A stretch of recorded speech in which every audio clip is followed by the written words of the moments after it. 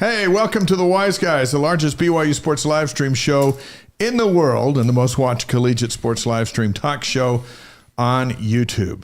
I'm Dave McCann, Blaine Fowler. We're back together after being apart. Yeah. And boy, we got a good show tonight. Yeah, lots of road travels for me this last couple of weeks. So glad to be back in studio with you guys. And Wise Guys is presented by Brady Plus and Mountain America Credit Union. And Wise Guys is distributed by the Deseret News. Watch for this week's new podcast tomorrow, wherever you get your podcasts. We know it's championship night. That's why we're here. That's right. And that's why we have a champion lineup. That's right. Tonight. It is a championship lineup. Keep us posted on the game, but we roll on. We roll through Monday Night Football. We roll through the national championship game unless BYU's in it.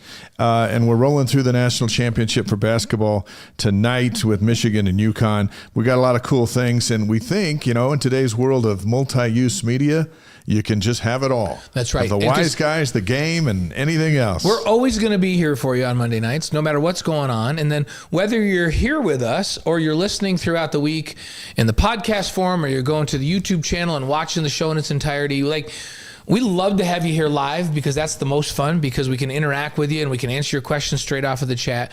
But we also realize that sometimes you're listening on a Tuesday or a Wednesday or Thursday, and we appreciate all that you're giving to us. We appreciate you listening, and we love your contributions on the chat when you're here live. Please subscribe to our free email at wiseguys.com. You can also watch all our past content there, and would love it if you hit the free subscribe button on our YouTube channel. The optimum word is free. That's right. If it's free, it's for me, and I'll take three. I'll take three. In the words of the great Vi Sikahema, or as we call him now, Elder Sikahema. Elder Sikahema. Hey, another teammate just got put into as a general authority, Eddie Rowe, who's from this neighborhood, by the way. He grew up in Oak Hills. So he grew up right there with the Whittinghams, really good friends with Freddie Whittingham. While conference was on, Ed Rowe gets up there and I'm like, wait a minute, did he not play fullback for BYU? And I texted Brady and Freddie Whittingham and they go, good memory, Blaine. Yeah, he was our buddy and he played fullback and now he's a general authority. So Matt Eyring's another news general authority from the neighborhood here. From this neighborhood, right? Yeah, and from our neighborhood. So it was a great weekend. Great weekend. Yes. Hope you enjoyed it as well. Hey, coming up tonight, the latest on AJ Dybantsa. He's won something else. He just keeps winning. And he might get something else on Friday. And, he's still, yet to declare. Right. He's got this month to figure that out. And so we'll give you the latest on AJ tonight. Yeah, there's a lot of BYU basketball. There's a lot of hoops news that's going on right now. So we'll keep you posted on that. Spring practice ended this last week. They had the alumni game. The last practice was Thursday. The alumni game was Friday night. Team Royal took the title this year. You were there doing a bunch of interviews. I was there on the field.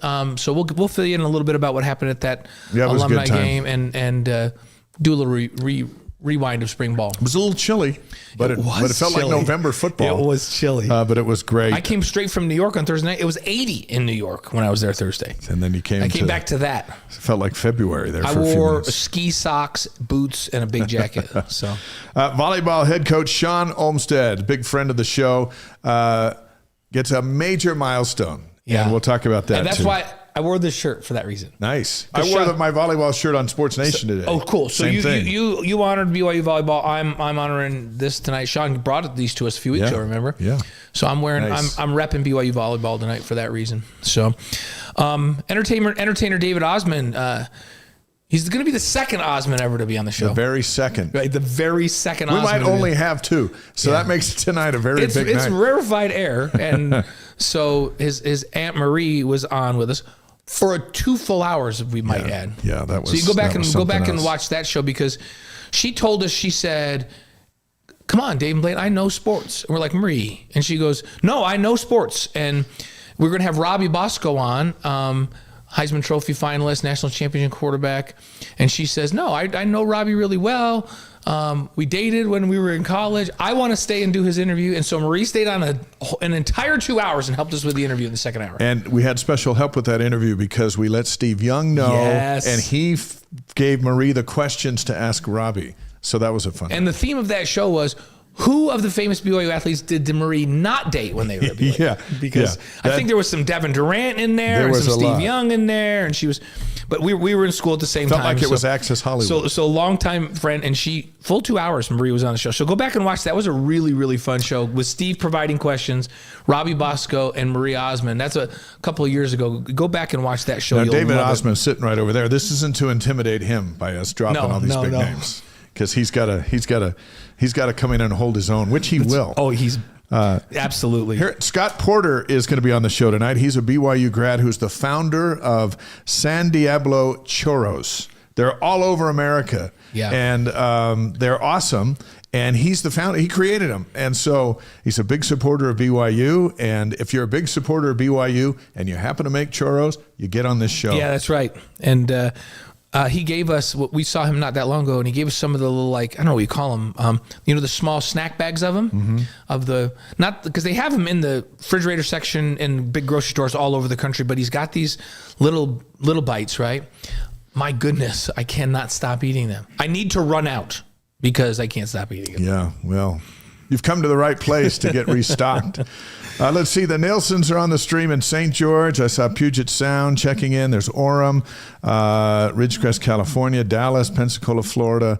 As we span the globe here on the Wise Guys tonight, let us know where you're taking this in from. And if you have a special message for David Osmond, give it to us, and we'll share it live on the show. Pass it along. A lot of people have special messages for him. Yeah, we told David that this is global, so we were expecting the Philippines to check in, and Singapore to check in, Taiwan. We want all you folks that are out there, make sure you check in with us. You know what? I haven't seen Colombia on the chat the last little bit. So we never know what's going on in Colombia. Yeah, so I keep waiting for Colombia to be back in the chat, because we like it when South America is represented. Absolutely. Also, our Re-Lyte Athlete of the Week is another no-brainer head scratcher. And the head scratcher is not because it's a questionable one. It's just that, are you kidding me?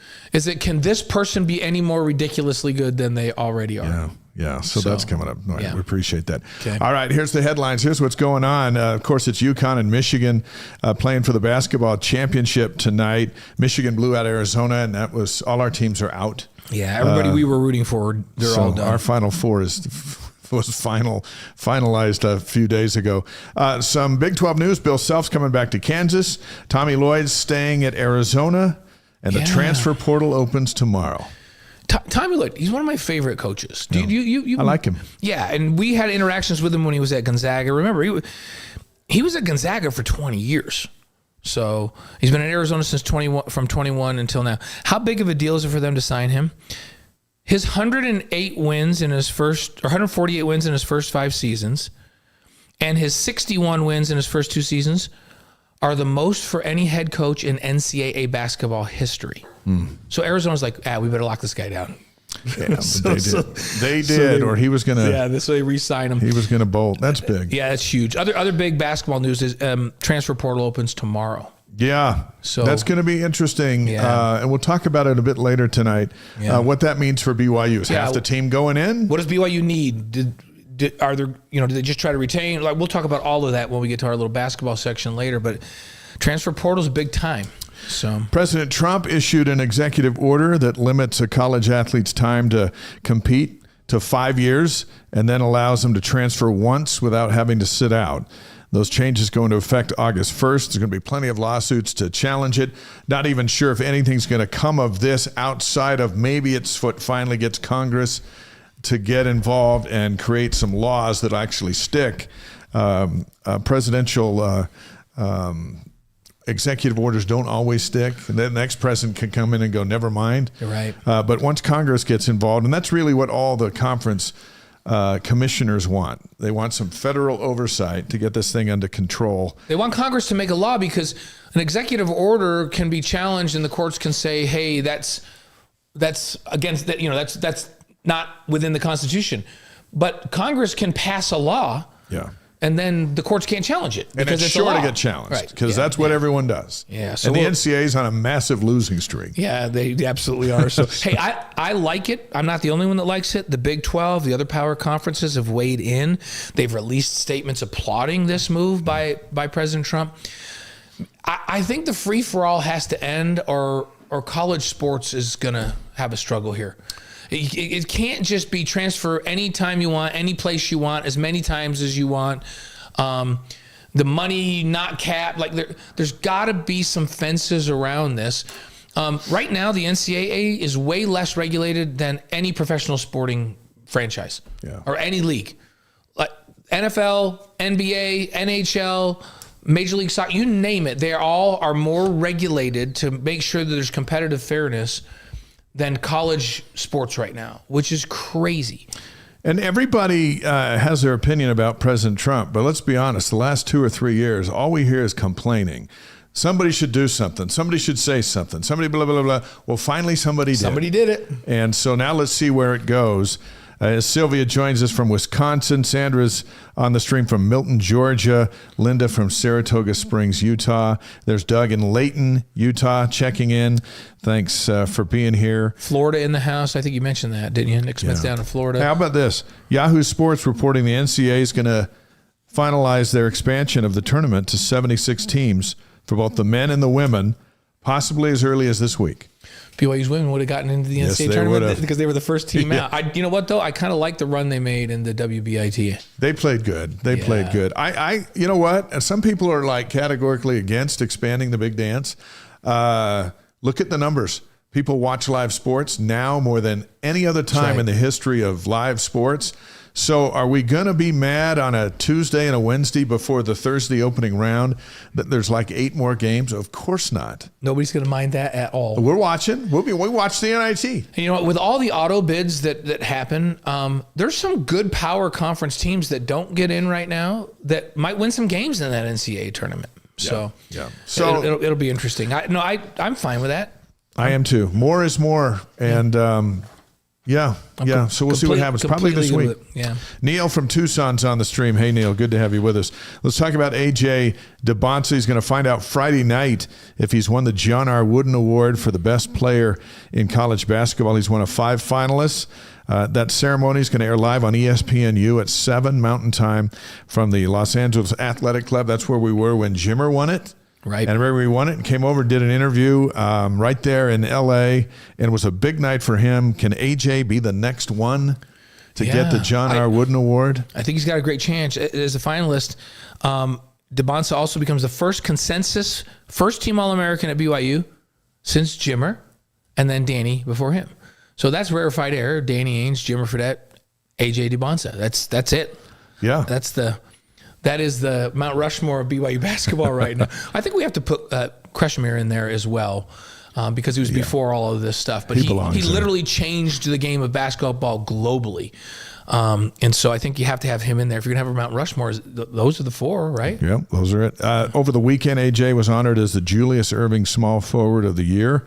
Cooper Flagg won that award last year before being the #1 overall pick in the NBA draft. So AJ's won that. He put out a picture. I'm sure you've all seen it on social media of him and Dr. J. Giving Dr. J an autographed BYU jersey. Yeah. You just see things you just never seen before. Dr. J was my childhood idol when I was just like in elementary school. And everybody's. He was Michael Jordan's idol. And by the way, I met him a few years ago. I was going down to broadcast the game down in your old town in Vegas. I was going to go do the UNLV San Diego State game. I was coming down the escalators in Vegas airport, and this tall, distinguished man got off of the tram, gray hair, and I looked at it, and I was coming, I thought, that's Dr. J. Like, that's Julius Erving. And I thought, do I dare go talk to him? And I decided I had to. Yeah. And so I walked up and I introduced myself. And sometimes you get very disappointed by idols, and sometimes they just live up to everything you think they are. He was so kind and so gracious and so nice to me and other people that were around him. So what a thrill that was for me to meet him. That's the guy I looked up to, and he was every bit the gentleman and the representative of basketball and of, kindness and how to be a true gentleman that I thought he was his whole life. It was really cool. He was nice. To not be disappointed was really cool. He was nice to young reporters who interviewed him over those years, and he's Dr. J. He's always been Dr. J, and now Dr. J has a jersey from AJ, which is really cool. What an award for AJ to win. So you guys had AJ and Kihei Akina on the show last week. Yeah, it was fantastic. You can see that at wiseguys.com. Talking about their big golf event, which is tomorrow at Black Desert down in St. George. We didn't talk about NBA and future and all that. It was about their event, about their life, about giving back and where that all comes from. It was fantastic. And again, it's at wiseguys.com. And you're going to see those guys tomorrow night? See them tomorrow night. Yeah, because you're going to go down and MC the banquet after the tournament. I'm going to do, and we're going to do a Q&A. I get to ask them whatever I want. And I've got a few questions It's part of the tournament. Cool.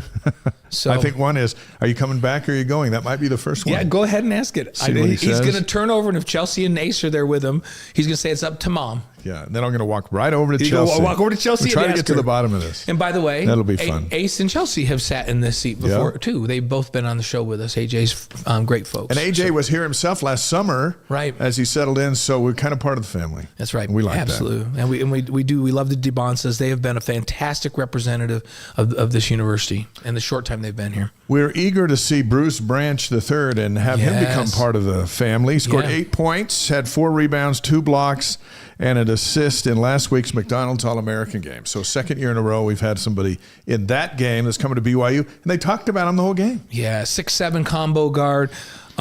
He's only 17, so he's young like AJ, right? He comes as a 5-star recruit and projected right now as the number 2 overall NBA pick in next year's draft. So here we go again. How about that? Like, here we go again. He's a very good shooter. He can slash. Like, it's just another tremendous athlete. He's not exactly. AJ's a little longer, and AJ has that get to the middle of the key and shoot the fadeaway over the top of people.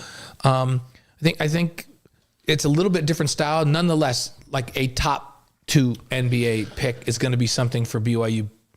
And they had Yegor Dioman, who goes out, and if he didn't have a foot injury, was one of the leading candidates to be the rookie of the year in the NBA this year. Mm-hmm. Now he's had a stress fracture that he's had to kind of sit out, and so it's hurt that a little bit, but widely regarded as one of the top rookies in the NBA. Starting point guard for the Nets. Earl on the stream says, hey, imagine next year's team if AJ comes back. Oh, yeah. What do you think? Like, he keeps saying that. I don't think it's going to happen, but. Yeah, we don't think it's going to happen, but he always keeps saying it might happen. And until he says it isn't happening, there's a chance. And just imagine that, AJ and Branch and Rob Wright, and then a couple guys to throw the ball in and get out of the way. So Brenda and I sat with Ace and Chelsea at the second round. I think I broadcast the first round game at the second round game. And all night long, I kept saying, I'm going to ask Chelsea because she's the one that they keep putting up. But I didn't want to put that much pressure on her, so I didn't ask her. Yeah. Was that a bad move on my part? No, because like Ace has told us, he goes, hey, we'll tell you when it's time. Okay. We just know it's this month. That's right. May 1st is the deadline, and then we'll find out. Hey, maybe we'll find out tomorrow. Well, it'd be interesting to see, like, transfer portal, all that, what Kevin Young wraps around Branch and the kind of team they have next year. I know that they want shooting, and I know they want to defend better than they did this year. David Osmond joins us in 10 minutes. Let's talk BYU football. Spring practice is over. We were talking on BYU Sports Nation this morning how we felt, and it seems like I described it then. I'll describe it tonight. It's a very business-like approach for BYU, but not just business, big business. Right. They're big. They're strong. They're confident. They're experienced. They're well coached, and it just felt like, you know what? These are guys that they're not messing around. Yeah, and they're experienced at the right positions coming back this year too. Although I am going to say maybe somebody they'll miss more than anyone might expect is Tanner Wall. Yeah. Because Tanner Wall was the quarterback of the defense and in the back end and getting people lined up and doing all that. And I think we take for granted how good he was at that job because he just – I'm not going to say quietly got it done because he had a lot of picks and he made a lot of big plays. But I'm talking about the part where he ran that defense from the field. I don't know that he got enough credit for how important a role that is. And you got Foley-Tau back, and you've got Raider DeMooney back, and you've got Tommy Presta, so they're all very experienced. But Tanner Wall is a special dude. And I think they'll miss him. But on the other side of the ball, they have the quarterback of the offense back this year, which they didn't last year. And visited with Bear the other night. You saw Bear the other. You visited with him as well at the alumni game. He just seems poised and ready to just take that leadership mantle and just run with it. And LJ, talked to him. LJ looks ready to back it up. He was the Big 12 Offensive Player of the Year. And now he's coming back for a senior season. Yeah. He says he's been testing his shoulder by running into a thing in the weight room. They got a little boxing thing. And he goes, every now and then I'll just run in there, put my shoulder into it. Just he to goes, give him some I feel confidence. good. If we had to play tomorrow, I'd be playing. But his development's coming, and the offensive line's huge. Yeah, and they have not one but two really, really good tight ends. Carson Ryan was so good last year. They have two guys just like him that transferred in, and Saliapaga and Lyons, who looked really good through spring ball. They're deeper at running back because Sione Moa's back, and Eka out of Lehigh looked really, really good. Isaiah Glasker's cousin, the wide receiver, looks like he's going to have an impact as a freshman as a wide receiver. Yeah, Legend's been great. And so there's the offense looks really, really good. The defense brought in a couple of linebackers. You think, man, how are they going to replace Jack Kelly? But Uluave is looking really, really good. Yeah, he's looking really, really good. And we keep hearing about Jake Clifton out of Kansas State. Remember, he started as a freshman at K-State on a really good football team, went on a mission, transferred back to BYU, and just had a phenomenal spring ball. In fact, Kalani said to me, I'm not sure what mission he served. He might have served a mission in the gym because he looks incredible, and he's just back from a mission. He does. He looks ready to go.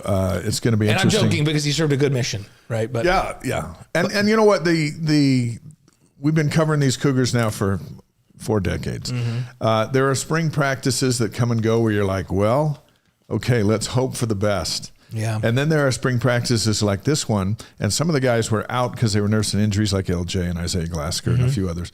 But that it's not hope anymore. No, it's like this is what this product does, and that product is going to go out there and try to best a 12-2 season. And they've had great recruiting classes the last couple of years, right? Yeah. So they're winning games, and now winning games that allows you to recruit at a little higher level. Last year, their recruiting class was ranked right behind Texas Tech, who has more money than anyone in the world. They're the standard at the moment. Right? So they are the standard, and that's okay, right? So now BYU's going to have to outcoach them. That's what they're going to have to do. I've got a story in the Deseret News right now, in fact, today on that with Glasker and Martin talking about Texas Tech is the standard that everybody's shooting for. Right, and that's okay. Remember, they were a top 5 team all year last year. And they're going to be next year. And they have tremendous resources, and they just brought in another great quarterback from Cincinnati. And so they're the standard. And so you're not going to go outspend them and out-talent them. So you're going to have to outcoach and outwork them, and not turn it over like you did last year, right? And have a few breaks. Right, exactly. And they won't even play unless both get to the Big 12 championship game. Let's hope that's it's like Tyson and Lennox Lewis, whatever. Let's finally get them together. Get them together at the end of the season. It'll be great. So this is the time of year for this team now. The spring ball's over. That off-season training starts, and off-season training is about developing leadership amongst the players. I think Bear's already established. So who steps up on the defensive side and becomes the Tanner Wall in the back end? Who becomes the Jack Kelly at the linebacker position? They already have their defensive lineman in Keanu Tanavasa, who's very established on defensive line as the undisputed leader there. So, the offense already kind of has their guys established. The defense needs to find some of that. And it's also the time to get bigger, stronger, and faster in the offseason. And bigger, stronger, faster, and flexible has translated the last couple of years to very few major injuries. So this is the time of year that you prevent in-season injuries. It's a really, really important time from now until fall camp. Alumni Game, Kalani's brainchild to pull the alumni together and keep them together. Right. Which is it's awesome. And it's a phenomenal idea. We're in I don't know how many years. Yeah. The game is always competitive, goes down to the last little bit. It's almost if it's scripted, but it's not, because these guys we're watching, they can't go out there and follow a script. Well, out on the field, like Team Royal was up by 2 touchdowns, right? Yeah. And it seemed like, hey, this is gonna be easy. They just need to kneel it out. And I actually asked Norm Chime, like, you guys aren't going to kneel it out? He goes, no, this is for fun. We're going to keep throwing. And then they threw a pick. Yeah, Ben Bywater and got the pick was worth 2 points. So now it was a 1-score game, and Navy had the ball. And they had to throw on the last play of the game to try to win it, like every other year. Cody Hoffman was in the end zone, but that just didn't complete it. Yeah, it was wild. So Team Royal ends up beating Navy 29-22. Quarterbacks that played fun. John Walsh, so good to have him back on campus. John Walsh and Charlie Peterson threw for 129 yards each for Royal. Of course, they had Cody Hoffman, Mitch Matthews, Colby Pearson. Like, they were loaded. Levahifo. They all had touchdown receptions, all those guys. Brian Keel had a pick. He's had one every year, I think, in this. Yeah.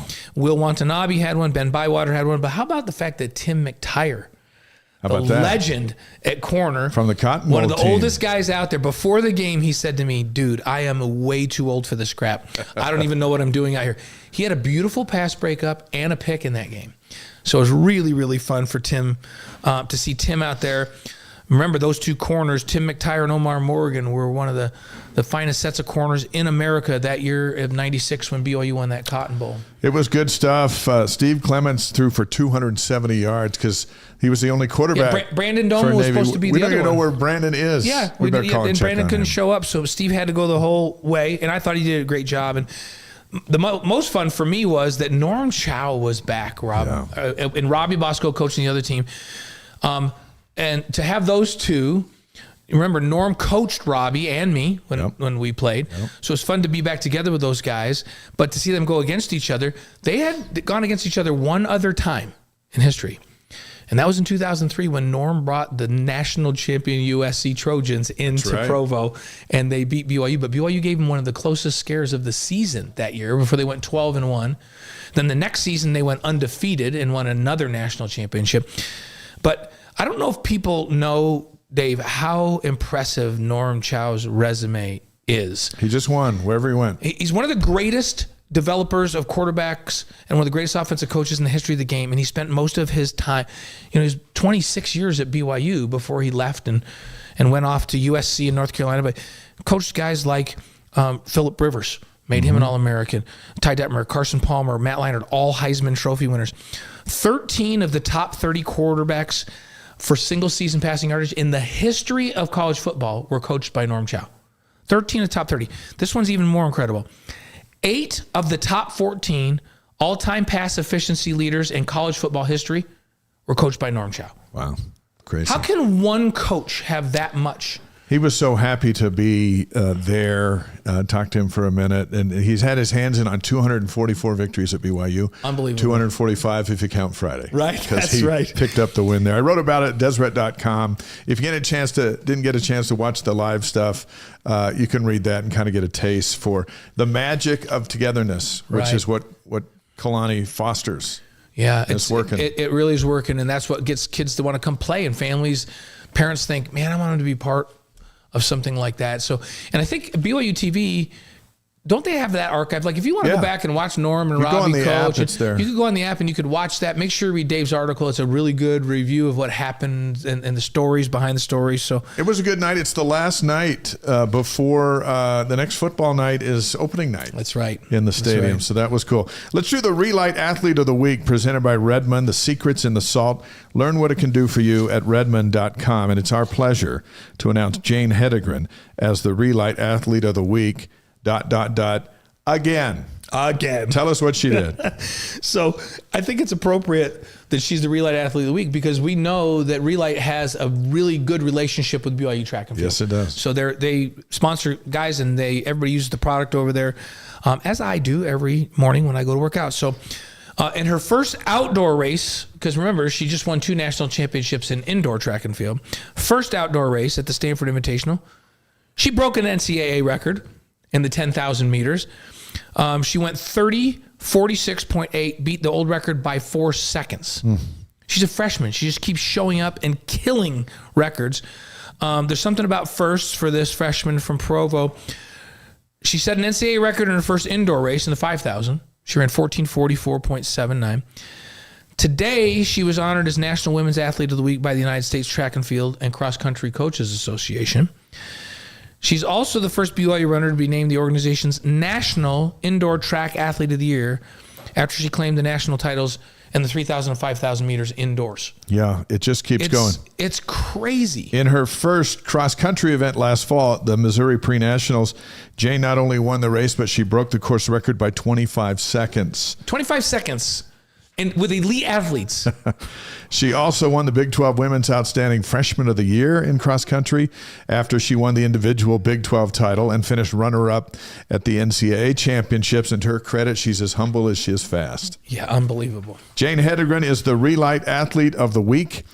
The secret's in the salt. Learn what it can do for you at Redmond.com and click on the link in the chat and in the show notes for a discount code giving you 15% off of Redmond products, which we fully endorse, as do the runners at BYU that just keep winning. Our first guest tonight is a first-class entertainer who sings, dances, and perpetuates the Osmond name in a first-class way. He's also the second Osmond ever to appear on Wise Guys. That's why there's security all over the place. His Aunt Marie joined us on the Wise Guys a couple of summers ago. It is our pleasure to welcome David Osmond to the show. What's up, you Wise Guys? How you doing? Here, man. You've been here for the whole show. In the green room. This is. I just like to see you work. You have the gift of gab. My gosh, brilliant! It's fun to see you work. Emphasis on gab. Yeah, but yeah. No, you know how it works, and you're passionate about it. It's fun to see you guys do what you love, and you love what you do, and it's cool. And this is like the coolest workspace as well. This office is rad. See all the memorabilia. Jack Hadley, who's our partner. Yeah. And also our executive producer, who, like, he had this concept, and he's like, listen, we can do this. We can build this studio. We want it to be retro. We want to have this real casual feel. Yeah. And we said, okay, go crazy. This is great, and dude. we came in and we were like, we love this. It's so good. It's so fun. And we can just it's just guys hanging out and no talking. favorite nations, boats rise in the harbor. You got the Y, you got the U, well, you got the U in the corner. The U used to be in a more prominent space, and too many people in the chat were having a hard time with that. Yeah, so we put it over there. Okay. Well, you know what BYU, University of Utah, Utah State, you know what all the alumni have in common? They all applied to BYU. That's true. That's true. We don't have a drum to help those jokes. I know, that's not very good. It's not like it's a stage show. So it's like my uncle's dad joke. He's like, yeah, I wanted to play BYU football back in the day. I remember taking a football up to Lavelle, and he's like, yeah, you kid, can you pass this? And he goes, pass it? Heck, I can't even swallow it. 1,000 stupid dad jokes. Hang in there, everybody. Hang in there. It's all downhill from here. You got all this on the chat, because David needs these. He hosts a lot of stuff. Yeah. He needs some good dad Maybe jokes. not anymore. So put some good dad jokes in the chat. Help me out. That is my love language, by the way. Yes, I need some good refreshers. So describe the rush that you feel when you go on stage to sing with Marie.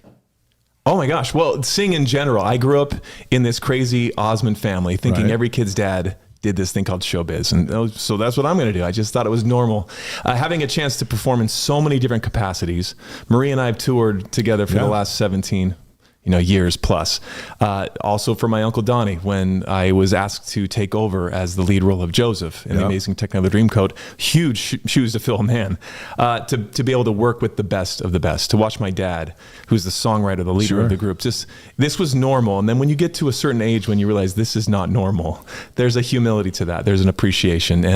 And I'm just grateful that I also get to do what I love and love what I do, but also to work with my family, to work with my Aunt Marie, and to learn from the best is truly fantastic. And to do my own thing, to write my own songs, to have I have my own big band that I tour with. Yeah, you do. And really cool. And then also in television to do the hosting side, and then also in the corporate world, I get to jump like a 3-ring circus into different avenues of performing. And I think growing up on the stage allowed me that opportunity to shift and to pivot and to read the room, to read an audience, and to also understand that you have to entertain before you can educate. And I love music. I love that medium of communication, to connect with an audience on that realm. Do you want us to just say you're a big deal? Is that what you want us to say? You're just a big deal? And your entertainment background is, you're just involved in so many different things. You talk about touring with Marie and doing that. You performed on the Cougar cruise this last summer that we were on together. That was awesome. Where you were the entertainment for that. You also do a show with kids in Times Square. Yeah. In the summer. where you tape the all of those longest shows? running production in the middle of Times Square, even beating out all the Dick Clark, New Year's Eve, Crock and Eve. We do 52 weeks a year for 12 years now. Every weekend, we shoot all the shows in the summer because you only get Times Square so much. Right. But so many fun productions. It's a kids variety show that I'm the host of. It's called Wonderama, and it's a brand that ran for almost 30 years back in the day. To bring it back and to have it keep going is awesome. And I just love the entertainment world, show business. I didn't realize there was a business side to the show. It was just all about the music and the entertainment. And I love being a part of projects that mean something. I didn't get into the sports world. I mean, that's all right. Literally in my stomping grounds right here, I'm having this crazy flashback, like walk down literal memory lane. This is right Osmond where you Lane. grew up, right? And funny enough, you'd mentioned the security. There's a funny Maurice story. I remember as a kid, the last house on the lane here, there was a knock on our door. This is back in the day. I'm a little kid, and this interesting looking dude is at the door as we open it, and he looks right at it and he goes, "Hi, I'm Jesus Christ. I'm here to marry Marie Osmond." Oh my goodness. Is she here? Did you say, I was like, come on in? Dad. Hey, there's a reason there's some gates on this. So what you're saying is sometimes folks got past the gate. My gosh. Well, it was maybe just a little bit. But that was kind of like a normal, weird, awesome craziness. It was just a different realm to grow up in. But I did bleed blue growing up. I mean, my mom was a BYU cheerleader. My dad met her on a BYU basketball court. That was the first time he met her. Nice. He said it was the greatest game he never watched. He was always looking at her. In fact, on my wall, I have a piece of the Marriott Center BYU basketball floor. Nice. Up the place where they met. And so BYU is always in our scope, is always in our childhood. The season tickets, going and experiencing it. But my mom, even though I was one of 8 boys, I was always on stage holding a mic or performing. She heard this one phrase. She's like, "It's not if you get hurt, it's when you get hurt in football." That's and true. you would speak to that more. Yeah. So she's like, maybe stick with the showbiz thing, guys. Do you remember? But I've always been envious of being a part of a team like that. And so it's fun to cheer on. Do you remember the day that you realized that your dad, Alan, and the Osmonds were a big deal? Ooh, that's a good question. Kind of, yeah. I mean, YouTube wasn't on the scene, but I remember watching not just the Andy Williams old tapes, and that's how my brothers and I learned music. My dad taught us the same routines, the same dance moves, the same 4-part harmony, and then as we evolved as kids into a boy band and started touring with the New Kids on the Block and playing Wembley Arena and Osaka Stadium and Tokyo Dome and massive stuff, it didn't faze me, to your question. And then you start getting a little bit older and a little bit coming of age, and then even when the Andrew Lloyd Webber opportunities came and I was playing these awesome experiences, it still didn't quite sink in. I do remember as my dad had to leave the stage when he physically was no longer able to take the stage. I was starting to see these clips from what they called Osmond Mania. And I would watch my dad, who's this larger than life character I'd always seen, so physically active, so just larger than life. I mean, doing the coolest things. The guy who started the Stadium of Fire. Right. I mean, just all these massive ideas where he got the Guinness Book of World Record for blowing up 1 million firecrackers at once. Just fun stuff. And then to see him have to not do that. Yeah. To your question, I think that's when I start to realize this is really special and this is huge. Whenever I travel around the world, anywhere, and you say, "Oh, I'm from Utah," and people would not even correlate, and they say, "Oh, do you know the Osmonds?" I'm like, "Yeah, kind of do." Amazing how a name and an image and music can be that universal language and just go into so many cultures and inspire and lift and I don't know, just be a calling card that is awesome. When do you think? So I start to realize when he lost it and he couldn't do it anymore, what a big deal it was, and for so many people. Right. When did you realize? I would go back to what you just said, like a sentence ago, where you said it's such music is such a way that you can express and communicate to people and bring people together. I imagine when you're a little kid and it just was part of your life, that it was just fun. But there come a point in your life where you're just like, wait a minute, this can be a powerful force. This can be used to express and to communicate with people and bring people together, and can be used as a force for good. When did you realize that? So that realization, that's a great question. Also came in we an only ask really good questions. Okay. Well, all the questions you've asked that I've written for you are fantastic. Yeah, we got some of those. I don't think I clarified even, as I mentioned, my dad had to leave the stage. My dad was diagnosed with an autoimmune disease called multiple sclerosis. Yeah. In fact, while we're sitting here, you mentioned Deseret News. There was a story put out gonna get to that. on me today about that connection. Yeah. And this goes to that question, the power of music. I didn't realize the connection of music until I also shared not just the love of music with my dad, but also the same diagnosis. And a lot of people know my story. A lot of people don't, because I walked in here, I drove a car here, I got onto this chair with ease. That wasn't always the case. Years ago, I also had to give up music.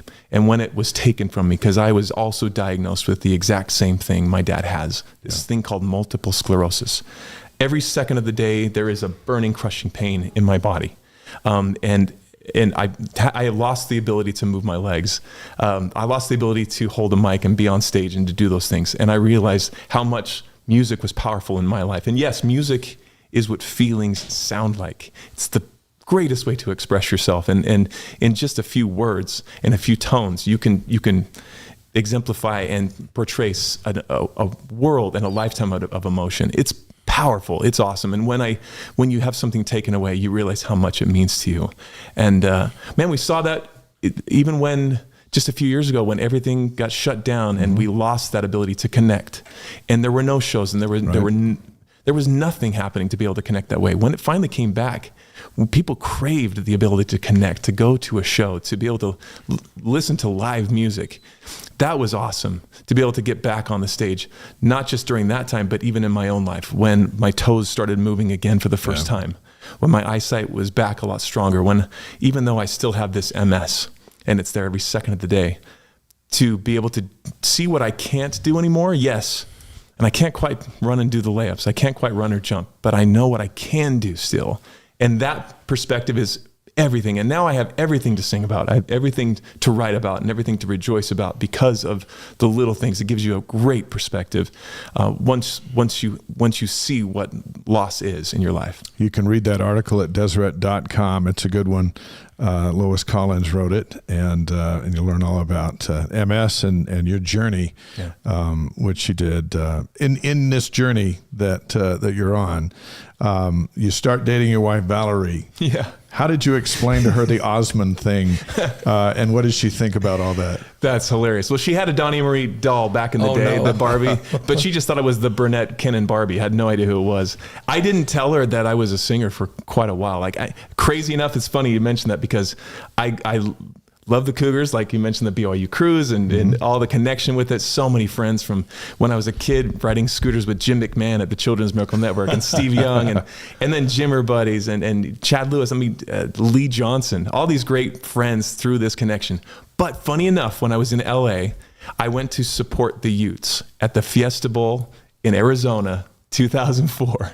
And because I went to that game down on the field and everything, because of the Utes, I ended up passing back through Las Vegas, Nevada, of all places, on New Year's Day, 2005. And I happened to be at the Hard Rock Hotel and Casino. And it was in that place on New Year's Day that I meet my wife. Oh, wow. And made a connection there, which changed my life. And she's amazing, the best thing that's ever happened to me. And I have to go back and say, got to give props to the Red, because something if I good about the Utes. So I have this torn, sitting on the fence, as I also appreciate just the world of sports, the rivalry, the so much talent out there on the field. But it is because of that game that I met my wife. I got to give props. Miracles are hard to explain sometimes. Coach Mac is a good buddy of mine. No, and we all love Coach Mack, and then Kyle, of course. Coach Mack and Lavelle were dear friends, and so they're so respectful. I love the way they handled the rivalry. Maybe Morgan and Clonnie, because they're really, really dear friends too, can kind of bring back that camaraderie. That's a great story. I think they will. They're like brothers, but you want to beat your brother if you're playing him and horse on the driveway. You want to beat him, so that's okay, right? That competitiveness. But I think there'll be some civility that will come with he and Morgan. But we can get along. We can agree to disagree, right? Yeah, exactly. We're thrilled to have David Osmond on the Wise Guys, presented by Brady Plus and Mountain America Credit Union. Who's the most famous person in your mind that you've ever met on this journey? Because you have been around some of the most famous people in the world. Yeah. Can you think? Is there one that you go, oh man, this was a pretty big deal? Oh, that's huge. Let's see. Boy, I'm just having a flood of memories come back. You know what I envy? Before I answer that question, I look at you guys and the stories you tell. Fantastic. Your recollection of all these awesome details. Sometimes I'm living in the moment so much and life is happening so fast. Sometimes I forget what just happened. You know, where you are. 1,000 songs I've recorded, and it's hard to remember like half of them.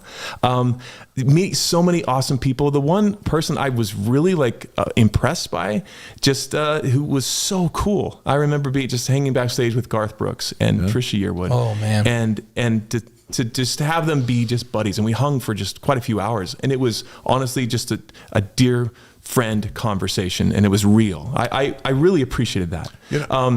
On that front, when you meet some huge people, you also see the human element. We have more in common than we realize, and people are just people, right? Back in the day, my dad would talk about Led Zeppelin and how they would meet them, and they were just, it wasn't just larger than life. Oh, look at these guys, their music's unbelievable. But when Led Zeppelin asked them to come backstage, my dad tells me the story of he went backstage, pulled the curtain. This is right after the concert. People are screaming in the audience, encore, right? My dad goes back, he says, I almost got hit in the head by something. And when I looked down, there was a Frisbee. And here's the guys playing Frisbee with their kids while they're screaming for an encore. They came up and told my dad, they said, would you guys come up and do our encore Stairway to Heaven with us? We love your music.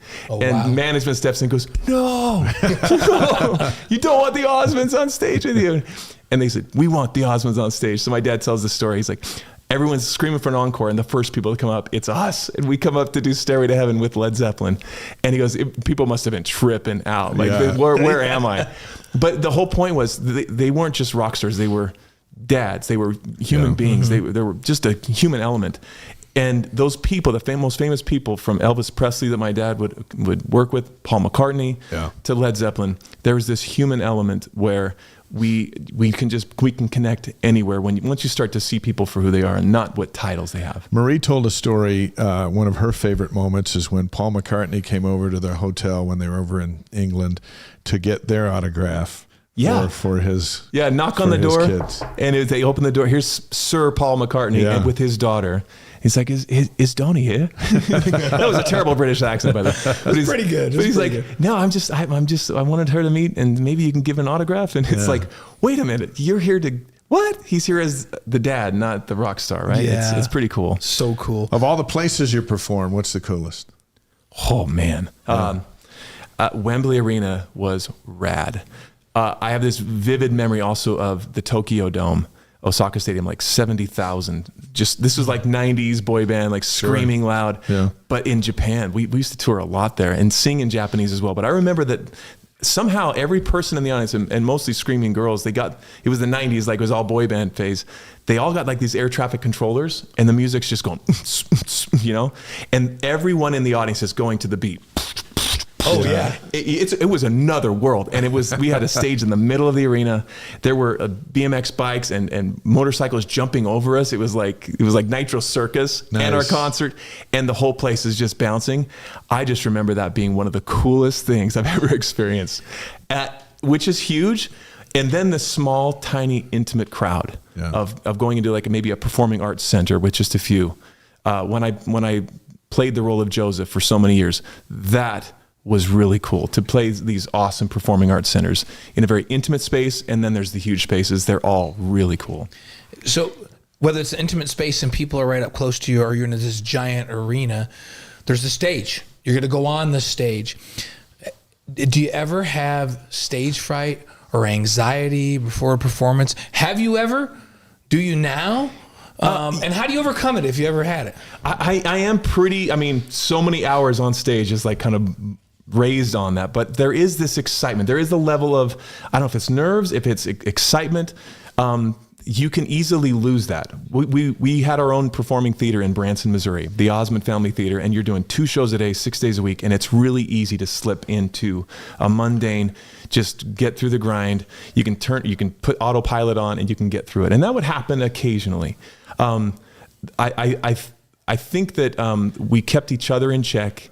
Donnie, who's also doing his residency in Vegas, Marie and he doing their residency so much in Vegas, always gave that advice of, if you ever lose that stage fright, that excitement, the nerves, the little butterflies, he goes, then you've lost something special. You've lost an extra spark to the performance. So I think, yes to your answer. There's always this anticipation, this excitement of can I do this a little bit better? Can I enjoy this along the way? And there's a perfectionist side to me as well. I learned from the best. So sometimes I actually have a hard time enjoying the performance because I'm so critical of it. Yeah. And I need to know what was wrong with it. How can we make it better?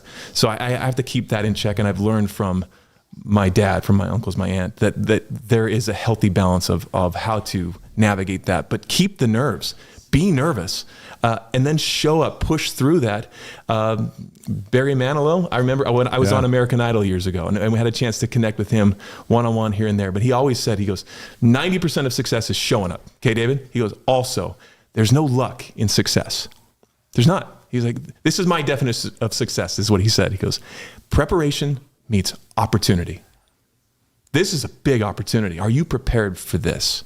And so, you put the time in, you put the hours in. So perfect practice makes perfect, not just practice makes perfect. Mm-hmm. You just do it, hone your craft. So when the opportunity arises, that little split second, show up, get through your nerves, get on stage, do your darndest, and then also give yourself some grace, because it's not always going to be perfect.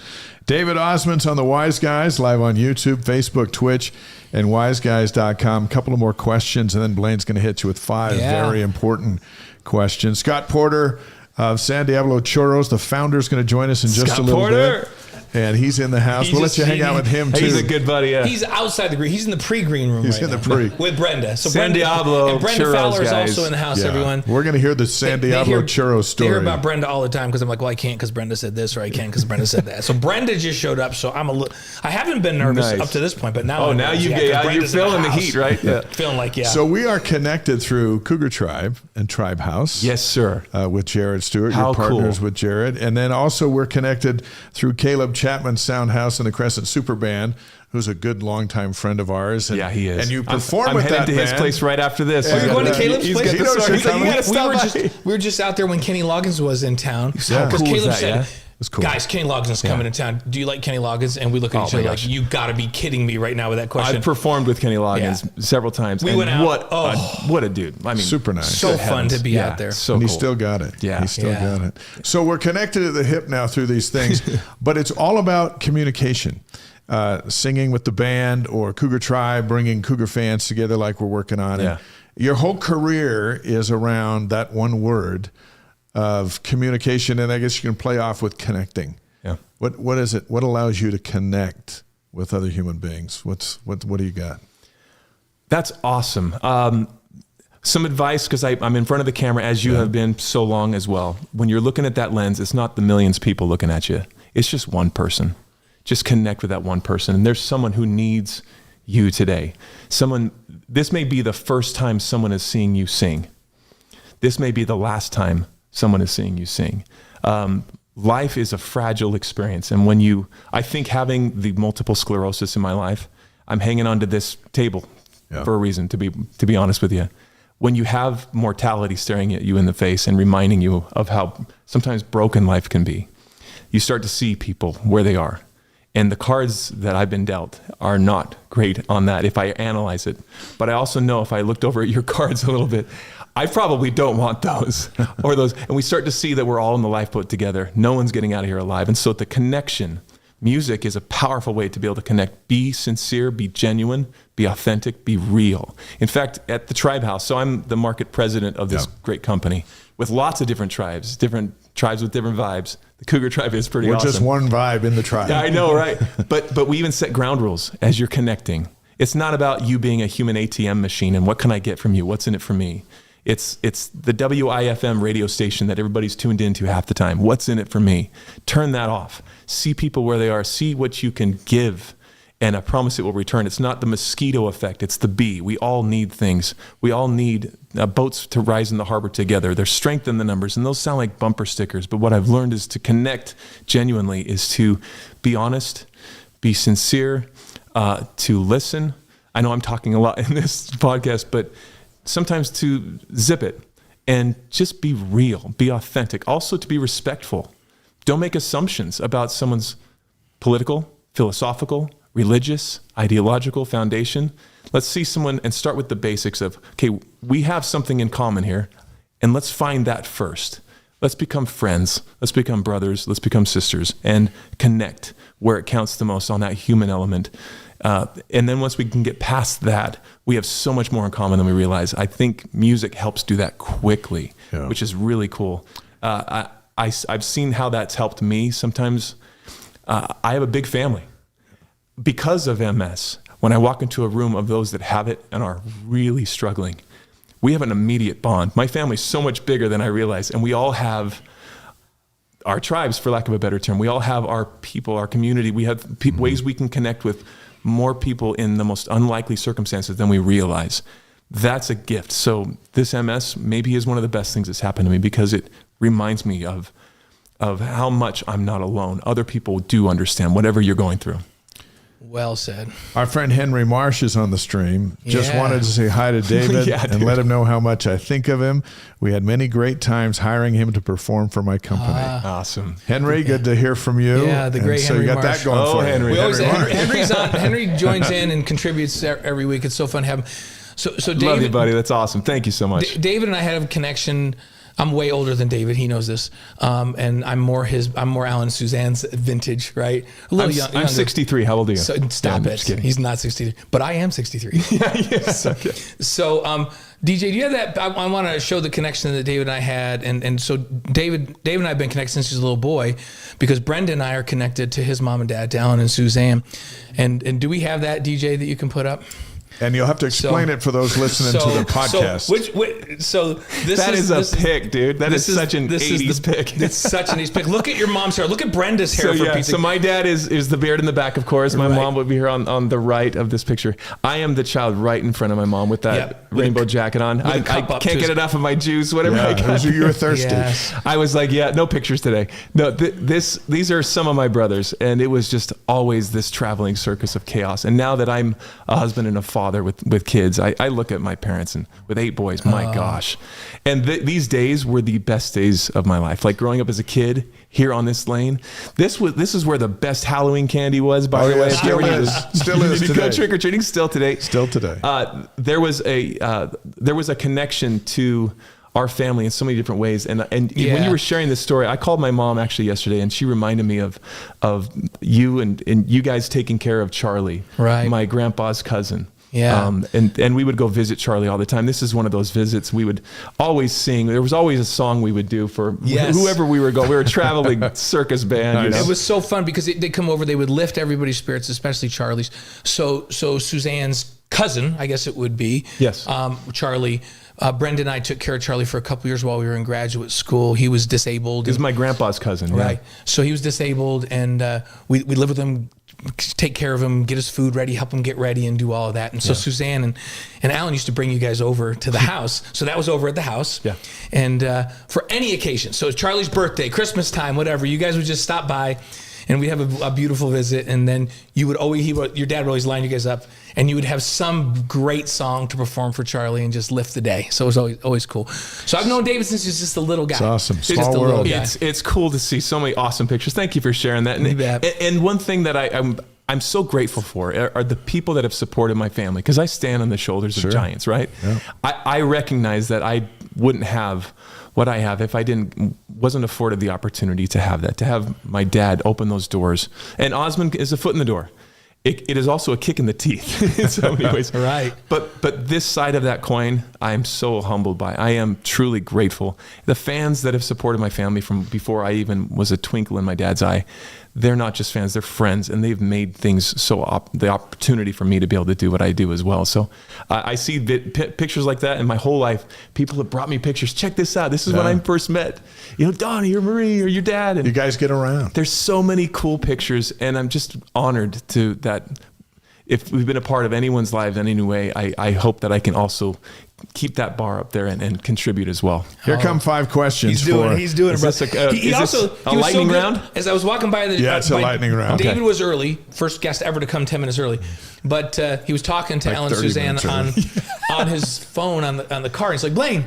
So I came over and I got to visit with them. I haven't got a chance to talk to him since last year, so I appreciate you looping me back in with them. I love your folks. My dad's the kind of guy, as you know, you get on the phone right now and you'll think it's, nothing is better. Peaches and roses, the best day of his life, despite what is going on with the hardships that are there. Yes. And I'm so grateful for that example. Every neurologist says you can go one of 2 ways, right? It's that positive side. And if maybe you're fooling yourself, but if you can hedge your bet and do that much better because of your positivity, I thank my dad for that example. Amen. Well, they're listening tonight, so we give them a shout out. Yeah. 5 questions for David Osmond is presented by Strategy Square. Let Chantel help your business grow through social media. Find out how at strategysquare.co. And Chantel's a BYU grad. A pathway grad. BYU pathway grad. Okay, Pathways awesome. Is, they sponsor a 100%. segment for us, and she's a pathway grad. She runs our social media. So here we go. Here we go. Whatever comes to your favorite sports movie. Oh, Rudy's like a go-to for sure. Remember the Titans. I mean, I had to pick one. Yeah. It's just. I remember the Titans. Okay, very good. It's a good one. Aunt Marie's was Hoosiers. She was yeah. trying to make Steve feel good about himself. It's okay. It's good. Gene Hackman's good. It's classic. By the way, speaking of my Aunt Marie, thank you for talking about her dating love life. It makes me sick to my stomach. It should. When we're on tour, our sound guys literally at sound check, they put this song of my Aunt Marie where she's like, hey, baby. And it just makes me want to vomit. It's like the gross, it's like a gut knee-jerk reaction of like, please stop. Yeah. So, well, she liked Hoosiers. Favorite singer or band? I always absolutely loved as a kid Harry Connick Jr. Oh, he's great. I wanted to, the chance that I have a big band now with Caleb Chapman, the Osmond Chapman Orchestra, is a dream come true. It's awesome. Harry Connick and also a group called Take Six. I don't know Take Six. I'm going to have to look close to that. 6 guys, a cappella. Actually, I auditioned on American Idol with one of their songs. They are amazing. So Vocal Point will know exactly what I'm talking about. Mm-hmm. Okay, so Take Six. Harry Connick, if he's not the coolest guy in the world, he seems like he's one of the coolest guys in the world. Yeah. So your favorite thing about Marie? Oh my gosh. We have text threads that are listed for days of just memes and dad jokes, and her sense of humor is awesome. I would say the humor, the hours and hours of just laughing our heads off is awesome. And then on top of that, the follow-up to that question, I know this is a lightning round, but that she cares, that she sees people and she'll take the time to connect. And she'll remember things that are like you guys. I'm just envious of the filing cabinet of memories. Listen, most of what we say is true. These are great stories. Not true, but they're great. Most of it's true. So, okay, your favorite BYU memory? My very first concert I ever went to was at the Marriott Center, and it was the B-52s. And I was a little kid.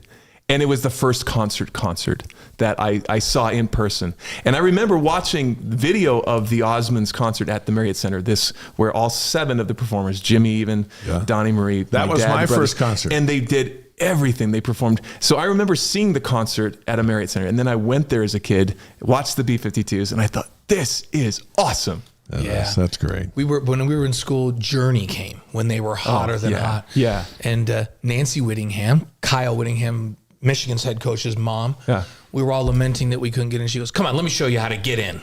Yeah. She took us down to the Marriott Center mid-concert and just walked right past the security guards and just walked us in there. Oh my gosh, really? Yeah, I'm like, okay. And she goes, you guys are going to learn that if you act like you know where you're going, you can walk anywhere for free. Or get a black shirt that says security. Yeah. Dave and I put makeup on in a suit and start walking into places, and we go, really, do most people show up with makeup and a suit on? We're broadcasting the game. Yeah, like, put your IFB and get like an earpiece and you're Someone's good. talking to you. Go ahead. So I love that. Those B-52s. B50. And then to do a concert with them, perform with them several times cool. over the years has been like, wow, this is like awesome. full circle. This may be the most important question, so I want you to, you still have to answer quickly, but I think will. about this. Yes, this is, it's only a 2-hour show. Your favorite advice ever from your wife, Valerie?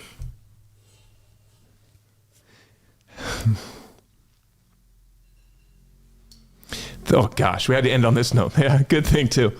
I proposed to my wife from my wheelchair, and she said yes. In sickness and health, she said yes. Her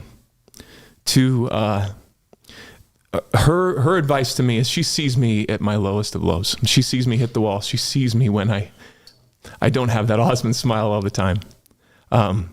That she says it's okay to not be okay. She says, I love you no matter what. And to be able to have that unconditional love and to say it's okay to not be so perfect. It's okay to fall flat. It's okay to fail. To still be that shining example for our kids, that we do it together, but the fact that she's there with me and holds my hand through it. Like, I think that advice of it's okay to not be okay. Yeah. Very good. Very good. That's awesome. And she keeps me in check. That when I am getting a little too peaches and roses, she's like, dude, keep it real, bro. Bring it back. Bring it back. Where can we see you next? Oh my gosh. Well, on television, I host for CBS television. So I do a lifestyle show for Fresh Living, it's called. That's on every day. I do the news there as well. And then concerts are a lot of here and there, go between like corporate gigs with my big band with Caleb.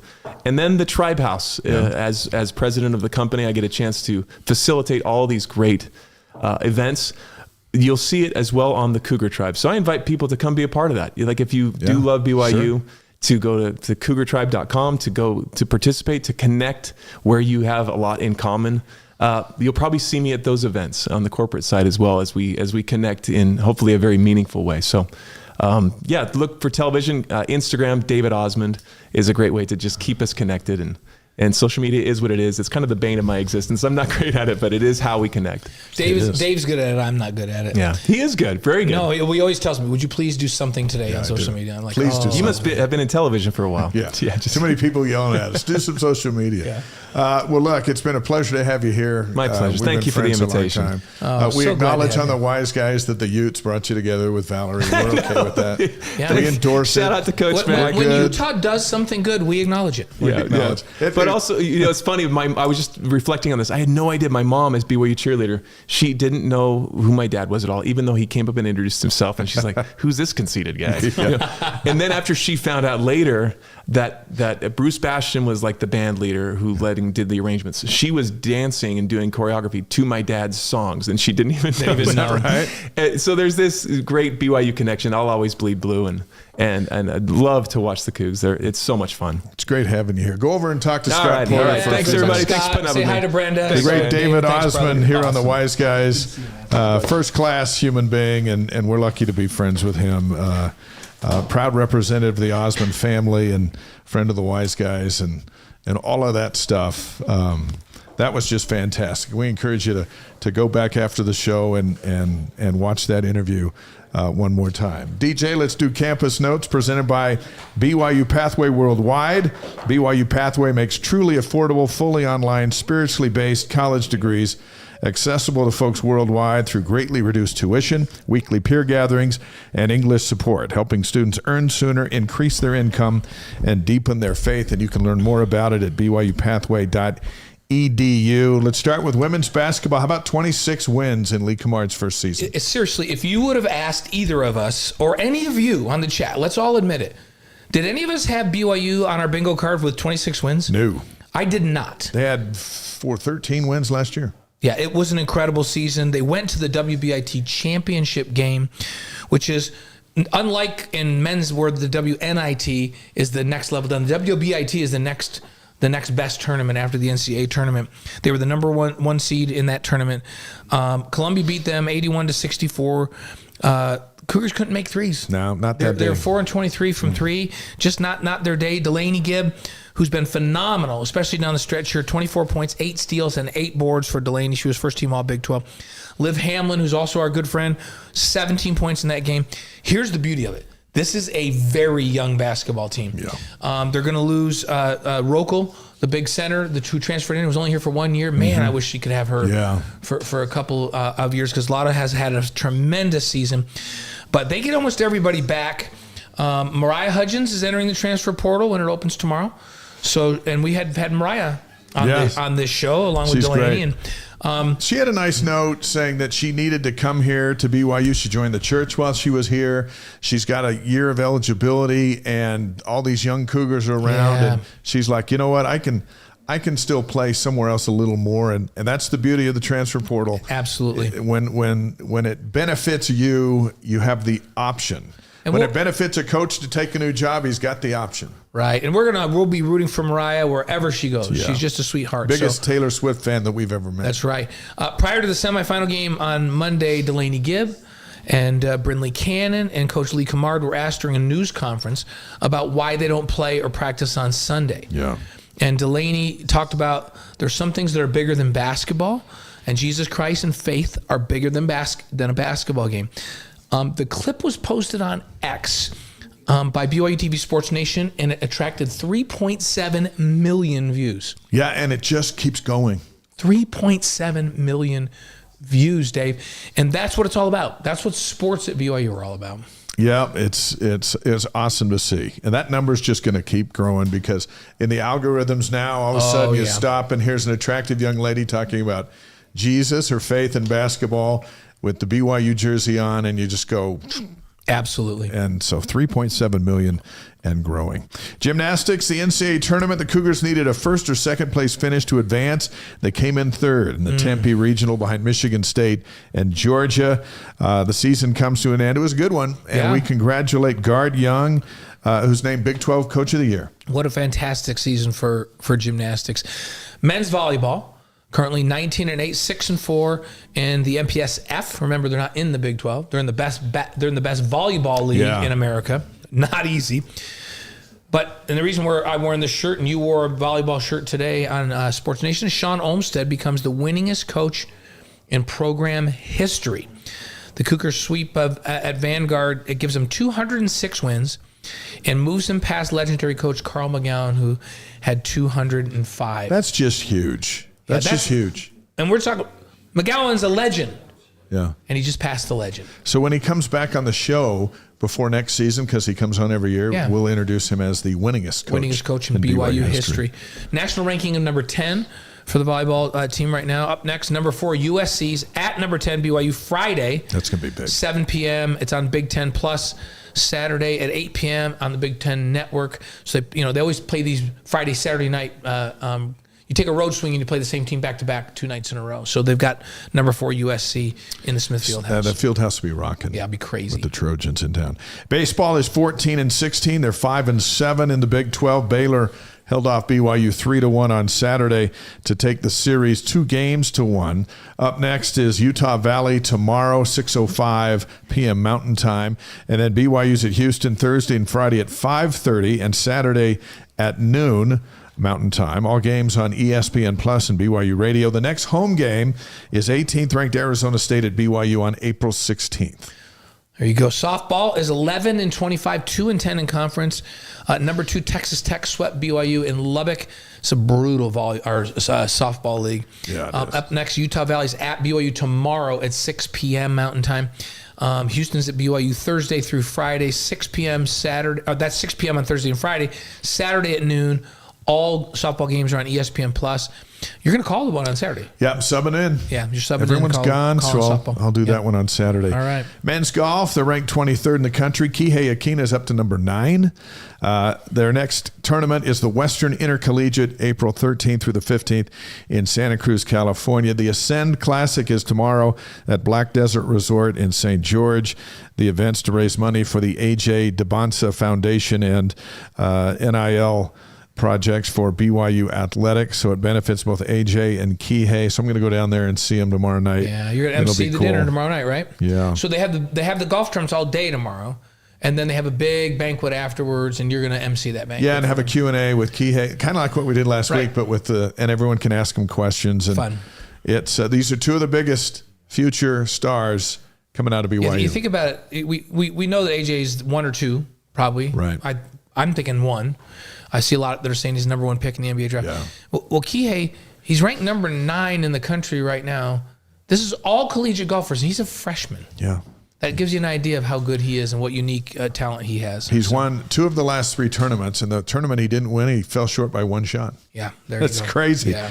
Cougars of the Masters, which starts Thursday, just won. Mike Weir, the 2003 champion. So we need Kihei to kick it in gear when he turns pro. Got to get going. Get to Augusta. Women's golf, up next they have Wyoming Cowgirl Classic. Don't fret, it's not up in Laramie. No. So because they're going to play this thing tomorrow and Wednesday in Maricopa, Arizona. So it's a Wyoming Cowgirl Classic, but it's in warm weather. Yeah. Do they even have a golf course in Laramie? Yeah. Oh, yeah, they do. Do they? I've played it before. Yeah. Hey, in the summer, it's great. Yeah. I'm sure it is. Women's tennis, Cougars are 18-5, 7-4 in the Big 12, ranked 32nd. Number 22 TCU swept BYU in Fort Worth, but BYU beat Baylor 4-3 in Waco. So a nice split on the road. Up next, Arizona State's at BYU Thursday at noon. Arizona at BYU Saturday at 11.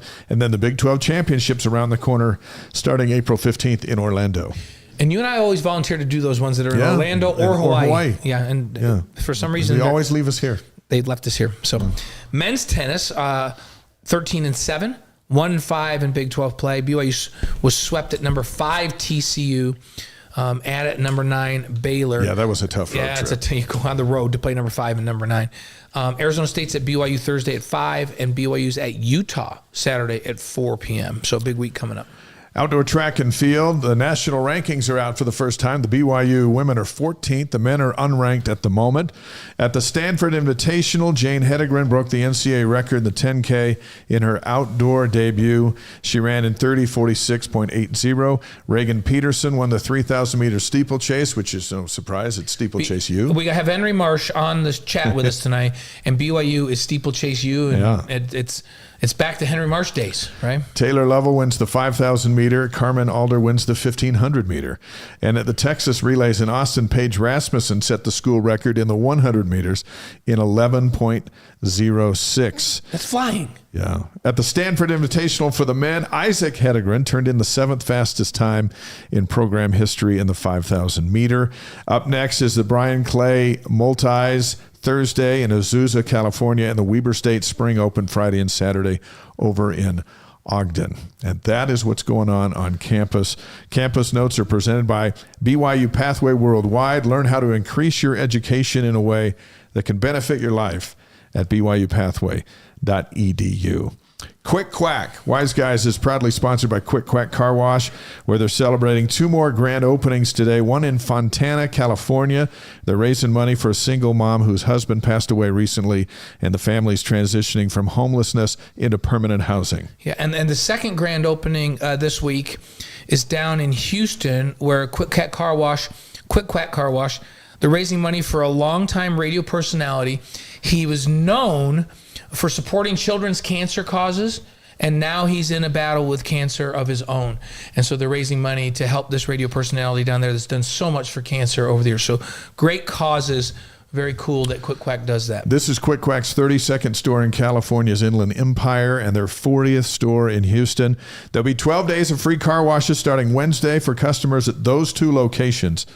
Whenever Quick Quack Car Wash opens a new store, something good happens. They're BYU guys who support the Cougars and Wise Guys, and you can learn more at quickquack.com, who always remind you, don't drive dirty. That's right. Don't drive dirty. That's our theme for life. Don't drive dirty. Our next, if it's for free, it's for me, and I'll take 3. Or don't drive dirty. Second only to don't drive dirty. Our next guest is a BYU grad and the founder of Diablo Churros. They're a treat that's popping up in grocery stores all over America. It's our pleasure to welcome Scott Porter to the Wise Guys. It's a small world because you've got David Osmond sitting over there. It's like a meet and greet here on the Wise Guys. It's great to have you here. Oh, it's great to be here. I don't know how I got to follow Dave. It's pretty awesome. It's okay. I'll just sing for you guys. Well, he told us you were going to sing. Yeah. It's all good. You told us you were going to. Why didn't he sing? I don't understand. So Marie didn't sing when she came. We've only had this guy has the he talked about Harry Connick Jr. as his like. He's got the tones. We've had the dad and the daughter from up in Matt and Savannah. Yeah, we had them. They sang on the show. Okay. And then one show I brought my guitar in and I accompanied Livy and she sang on the show. Okay. Right here, she sang and I played. Awesome. And then we did requests and Libby and I sang together on the show. Oh yeah.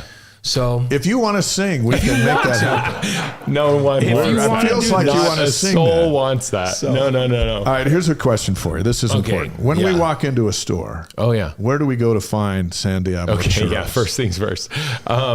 So we have a frozen line of churros. Okay. So take and bake churros. So we're going to the frozen foods. So you go to frozen foods, probably next to like premium desserts. Okay. There's true fruit, like pies and cakes. Or Marie Callender pies or whatever. Yeah, probably. I mean, every something. Grocery store has them in a little bit different place, but that's typically where you can find the frozen ones. And then we also have our snack ready to eat out of the bag. Which you have me addicted to now. Yes, we have. You did this to me. Well, I also have something special for you guys today too. Anyway, those are in the snack aisle. Are you guys ready for this? Sounds like okay, so this is the first time in the history of the world we are, and also this is a special day because normally I don't wear a blue tie. I might bleed blue, obviously. Sure. But this is a special day whenever I get to put my blue tie on. So this is for you. Oh, nice. And this is for you, Dave. Toss them over. Wait, so yeah. So they're itty bitty churros, which this is a special edition, limited edition. We've talked about before, and you gave Dave and I some, and they're in our pantry, and I cannot stop. So that's not necessarily good because I'm trying to drop a few lbs. What we're looking at here. Scott's not interested in my health. At all, no, I really am actually. But. So what we're looking at here with maple cinnamon sugar is, if you were to take a very popular Cougar tail and put it in this bag to where I could eat it all the time, this is it. That's it. Yeah, so these are it's called Cougar Trail. Yeah. I get it. Yeah. And not only that, look at the color scheme.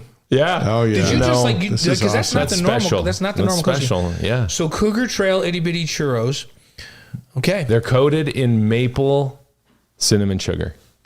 Unbelievable. And the cool thing too is, all right, a donut you got to eat when you get it, right? Or go stale. Just these guys last. Get in there, Blaine. These guys last, and they can just be sent to your house. You can actually order them. Good night. Well, actually, okay, almost. Almost. I mean, these are the Someday first of all time. You are actually getting your hands on them. So am I gonna wait? I'm gonna eat them first then. Here we go. The first human being to eat a. Wait, get some ASMR there. Get some ASMR. Yeah. My wife is horrified that I'm chewing on the air. So there's a forecast. She can't even stand to sit next to me at dinner. She says, "Can you please chew with your mouth closed?" She's like, I'm married to Savage. If we're looking at these are fantastic. Yeah. If we're looking at the churro forecast, these are coming. These are coming, and very soon. That's awesome. Yeah.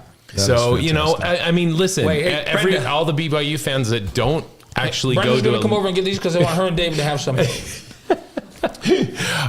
I mean, you're in California, you're in Texas, come in into New picture York, and you're watching the games.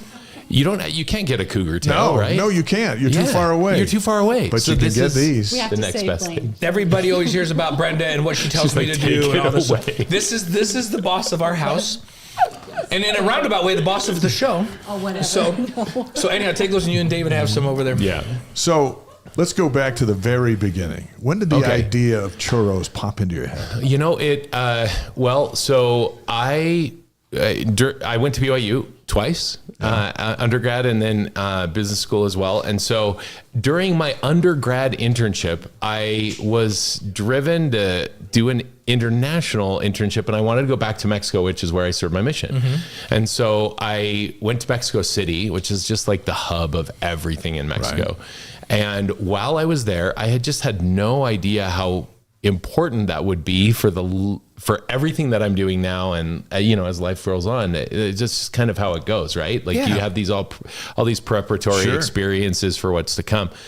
And so I had my first I met a friend there at church, and it was our mission to like uncover all the hidden gems of food in Mexico City, and they are endless. I'm still on that quest right now in my life, like years and years later. So we went to Coyoacán, which is this really famous street food, kind of eclectic part of town, like colonial. There's a cathedral there and stuff, and lots of street performers and all the vitamin T, right? So like tacos, tamales, tortas, like all of those things. And they had churros. They had like 7 or 8 churro stands within like 2 blocks. And I had these fresh filled churros for the very first time in my life. I've never been the same. I'm like, how do we have such lame churros back home? They always smell better than you think they are. Sure. So you know how when you travel and you eat really great food and you're like, why can't we have tacos this good at home? Or why can't we have fill in the blank pasta or, pad thai or whatever this good at home? And so it was an idea that was planted in my head. I'm like, someday I should start a churro business. I mean, that was in my 20s, right? Yeah. And so then fast forward and, several career lives later, about 10 years ago, it like resurfaced as an idea. I'm like, no one's actually ever really created an amazing churro in America. Like, why couldn't we do that? Why am I not doing this? That? So that's what happened. So a question Then I started the craziness. Every time Dave and I are with you though, we leave and I go, Scott has 0 body fat. Like he can't even eat carbs. There's no way he's ever eaten a carb in his life. No. So how, like, are these somehow secretly so healthy for you? Are these secretly healthy for you? No, that's actually all I eat are churros. That's I am 100% churro diet. I've seen you eat a salad. I've seen. So now you made the fresh filled ones. You can get in the freezer section. You go cook them up, and they're and then how long after that did you go, hey, we need a little snackable version, this itty bitty churros idea? How long after the original did this come along? Well, actually, even before the original, because they're really only like 1.5 years old, the frozen churros. We've been in business for 10 years. So we've been doing events and made millions of churros over the course truck. We had we have our truck. We've been at BYU football games and basketball games and, done catering on campus and weddings and everything. For 10 years. And then we just decided, let's take all this passion and experience and now take the churros to the people everywhere. So we did the frozen ones, and then the itty bitty churros, these like ready to eat little tiny snack churros, were like, gosh, it kind of was an accident.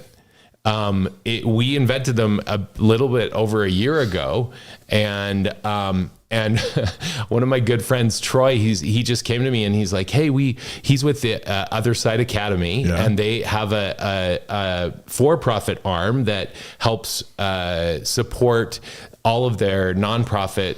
Joseph Granny's a good friend. Oh, He's awesome. The mastermind. Oh, yeah. That helps support people that are experiencing homelessness to like reintegrate into society. And so one of the things they do for their for-profit is that they freeze dry things. So they freeze dry vegetables and fruit and candy and all sorts of things, and then they sell it. Yeah. And so he's like, hey, you have those like frozen churros. Let's try freeze drying those. I said, sure. How many do you want? I brought them and they didn't work. They freeze dried fine, but they were just too big in your mouth and it was just too hard. And then I thought, oh gosh, you know what? We have created in the past churro croutons, but they didn't work. Like, because when you when you thaw them from frozen state, they get kind of soggy. And I'm like, well, I'll give you a whole bunch of these and just try them. So he freeze dried them. They were crispy, delicious. I brought them to like Christmas parties, and just to like my friends and family are the, the guinea pigs, right? And so I'm like, what do you guys think? And should we sell these? Like, dude, you got to sell these. So we took it to a trade show. The night before the trade show, I'm like, gosh, all the buyers are going to be there. If they think these are actually consumer ready, then we just created something new and innovative. And so I took them there, and everyone was like, please sell these right now. How can I buy them? What can I do? 2 months later, we're on the shelves in Harmon's with these itty bitty churros, and we're like off to the races. And now we just shipped off our first load to, TJ Maxx and Home Goods and Marshalls last week. So that's great. Well, let's talk about the growth that you're seeing with the project, and as you project to the future, how many stores, and can you order San Diablo Churros online, have them shipped to your house? So let's talk about your reach now. What is it? Yeah. So we have on the retail side of things, I know you have listeners from all over the country. Yeah. Here locally in Utah, we're in Harmon's, Macy's, Associated Foods. In California, Bristol Farms, Gelson's. We'll soon be in Albertsons and Safeway. Nice. And in the Midwest, we're in Schnucks and Target. Super Targets in Texas, Oklahoma, and Colorado. Sweet. On the East Coast, like Earth Fare, ShopRite, a whole bunch of stores over there. And then we just got into World Market, 250 of their stores across the country, and then the TJ Maxx family as well. So you can buy, obviously TJ Maxx doesn't have the frozen churros because they just do the snack stuff. But really anywhere in the United States, and that's going to be growing significantly this year, but about 7,000 stores across the country. Amazing. And then that's on the retail side. We also sell on TikTok Shop. We're on Amazon. Yeah. We are on our own website as well, and other platforms too, like Uncommon Goods and Here Market and 1-800-Flowers. Anyway, we're just and we're on we're available in South Korea and Taiwan. Wow. With their kind of Amazon, which is called Coupang. Yeah. And anyway, people over there can buy them too. Listen, as you see all those everywhere, a BYU guy. It's the product of a BYU guy. Buy them up. He starts going Midwest, and I'm like, and he starts naming some stores. I'm thinking, Midwest has weird stores. I got Midwest. Hey, do you guys want to go over to the Piggly Wiggly? I said, excuse me? The Piggly Wiggly. We could go down to the Hinky Dinky over here. I said, you're kidding me. There's not stores called Hinky Dinky and Piggly Wiggly. And they go, yeah, there are. I know. And then you got like King Supers and HEB and all these crazy. It's a different world. HEB, I saw my mission in Texas. I'm like, what is that? That's where we shop. That's where we went. Eventually, Scott and San Diablo is going to be in all of those. Yeah. And right now, I can't believe 7,000 stores. That's amazing. Yeah. We're working hard, but we have an awesome team, and we're just getting started. Yeah. There's there's kind of this like hole in the market where my churro radar's on overdrive, right? And so over the last maybe 4 or 5 years, there's all of a sudden churro flavored everything in the grocery store, right? Like protein powder and cereal and ice cream and chips and popcorn and cookies, and it's just everywhere. But there's no actual churros. And so we're like hopefully coming to save the day for everyone. Sounds like you're saving the day. I love it.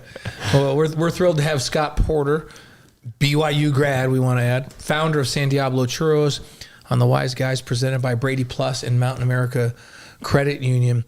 Let's talk about your BYU experience a little bit. Yeah. Before you're done here. So you were a student at BYU from 91 to 97 for your undergrad. That's right. And then 2002 to 2004 to get your MBA in the business program. How did your experience at BYU prepare you for creating and running a major business that's now in 7,000 outlets around the country? Wow. I think I would, I think the thing that comes to mind about my experience at BYU is there's a number of facets to it. I mean, yes, it was the robust, like, educational opportunity and exposure to like real world experience. Like, I was always drawn to those sorts of things, like case studies and field studies and internships, when I'm like seeing all the stuff in action in real life. And so that providing that type of opportunity, obviously professionally, like, expanded my view and understanding of what was going on out there. But I have to come back to the people, like, that I think about I think about my friends, my roommates, my cohort in business school. And like, we still get together. I mean, it's been quite a while since we graduated, even with our MBA. And we just got together last week for lunch, That's great. A whole bunch of us that, there's a camaraderie and really everyone just has been, really transformed how I view life and what, like, I think about some of the ways, the decisions that I make and why I make them. And I go back to like, oh, well, I learned that in whether it was a friendship or a relationship with someone that I met at BYU. And oftentimes when we get together with all of like some of my best friends still to this day are I met as a freshman at BYU, I mean, we still hang out all the time and are really involved in each other's lives. And so it's, you look back at how I can't imagine my life without that influence of those individuals.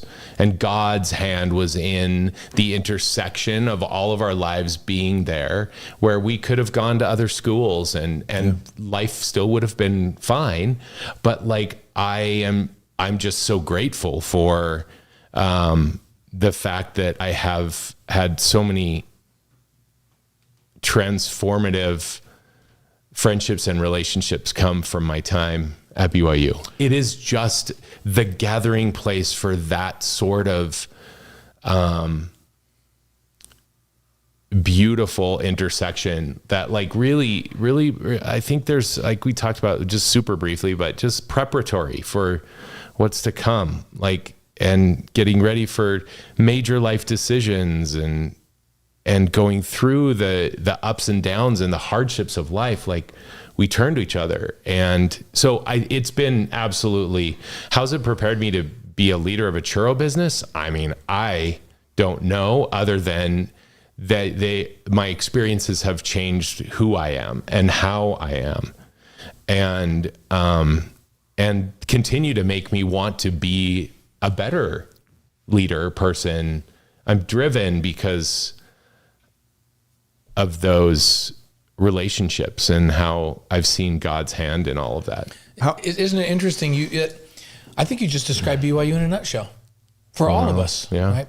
And it's because it's not necessarily, sure, you can go to the accounting program. It's one of the best in the country and you are going to learn accounting. But what differentiates BYU from MIT or any place else are these connections that you talk about and the direction it gives all of us and those connections that we keep for our whole life. That's the essence of BYU, is it not? And I think the people on the stream will get that too. We're all connected. It's a character building. We're connected all around the world right here we're connected to you now because of BYU. Yeah. Right. That's the we're all that's connected. the common thing that we're all connected and now we have impact on one another and our lives cross. But I think you did a beautiful job of explaining the essence of what BYU is. It's not the mathematics and the accounting and the chemistry and all of that. They're great at all of that. But what they're maybe better than anybody in the world at is what you just described. Mm. So. Yeah. That extra part that you feel like you see like at the Pop-Tart Bowl at the end, like Kalani, brings everyone together and just like the class act. Yeah. And he thanked the other team. I mean, it's just like there's a different kind of special way of looking at our, enter to learn, go forth to serve. It's just like I mean, Cougars don't cut corners. We were just talking about that the other day with someone, right? It's just like all of these things are influential in how you think about the rest of your life and the decisions that you make and how you want to interact with each other as humans and on this mortal journey together, you know? How valuable was your mission experience, both for your spirituality, but also for shaping what you're doing with your professional life? It wasn't just you checked into a place for 2 years and checked out. This has been with you the whole time.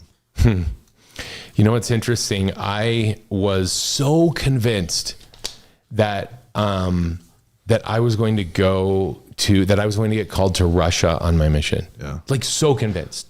I was like caught up in the whole, like the Iron Curtain had just come down, and I'm like, there was something I felt like I was going to be, I wanted to be like the first missionary in a town and never, like all of those sorts of things. And I even had a Russian CTR ring. I mean, that's how committed I was. That's a commitment. Yeah.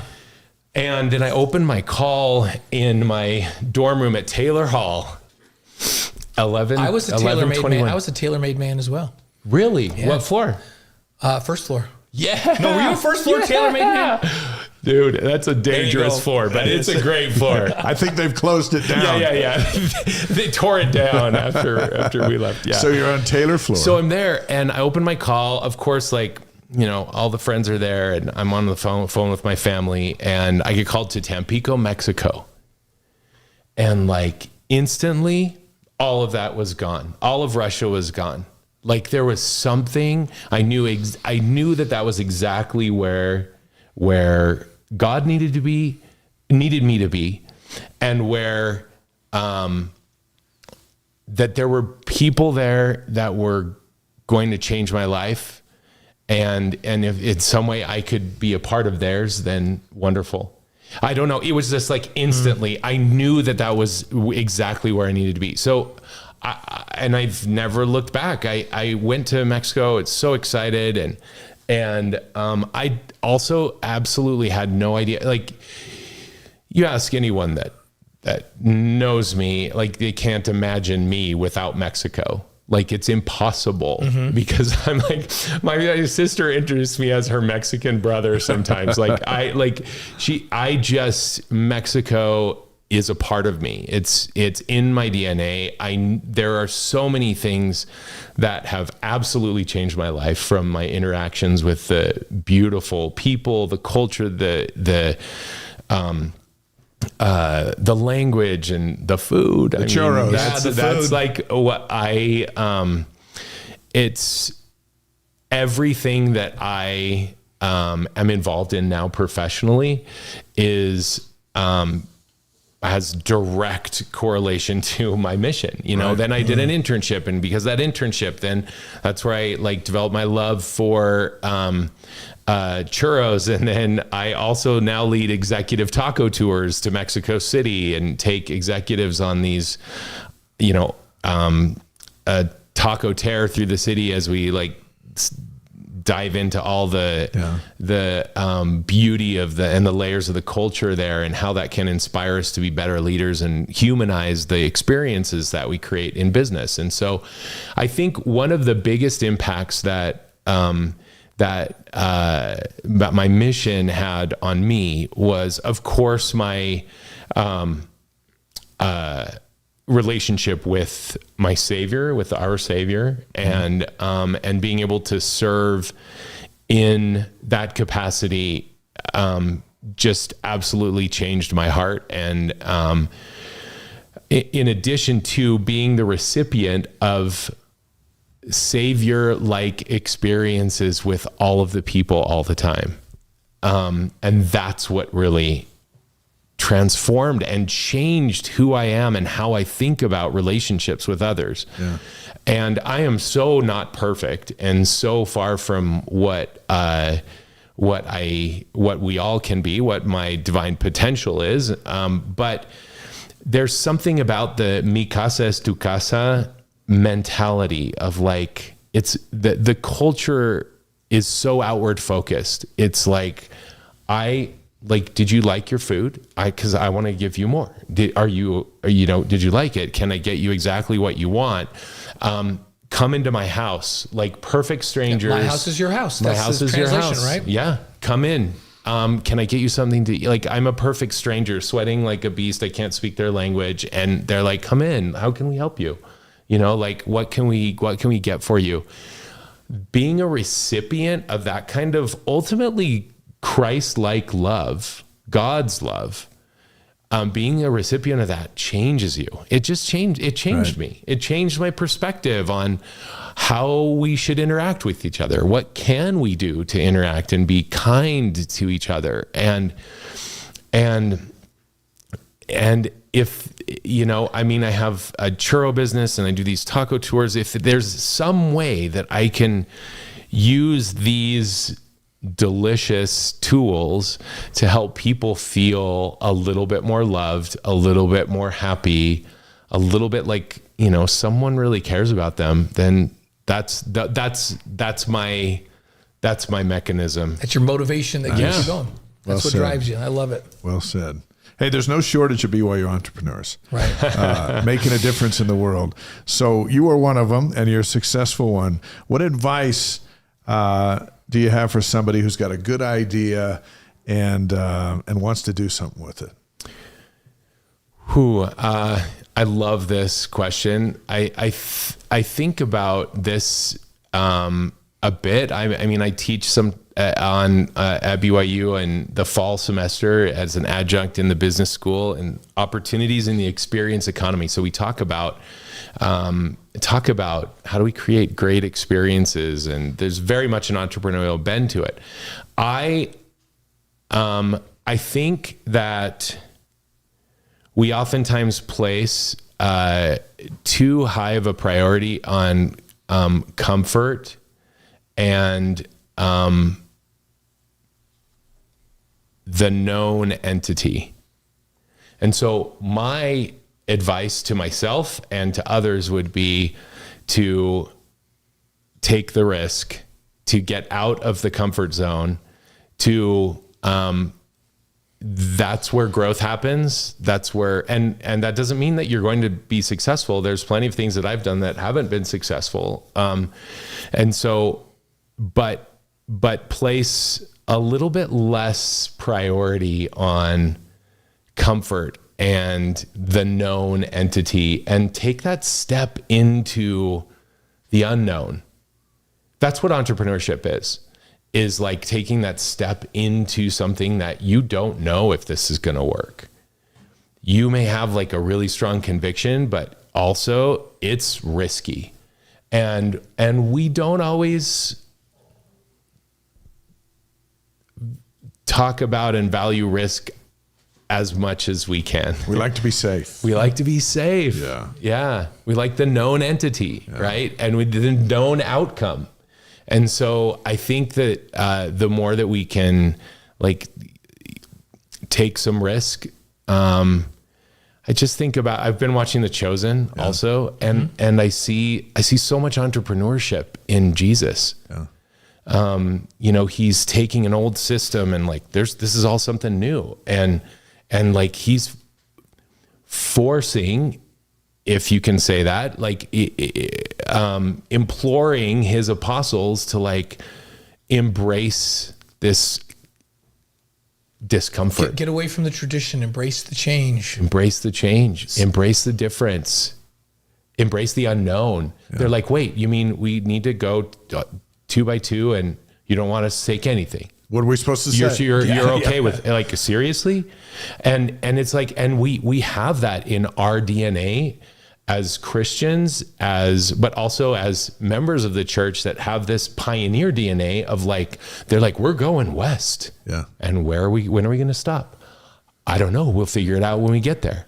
Whenever Brigham says this is the place, right? And so it's like, there is that's in us, that's in our organizational DNA, and in many of us in our actual DNA too, from our ancestors. But That's a super long answer to your question. was good, though. No, it covers it great. You just sound like an adjunct professor. It was fantastic. Exactly. Adjunct Professor Scott Porter is a BYU grad. He is a BYU grad, undergrad and graduate, founder of Diablo Churros. He's live on the Wise Guys here, live on YouTube, Facebook, Twitch, wiseguys.com. It's kind of everywhere.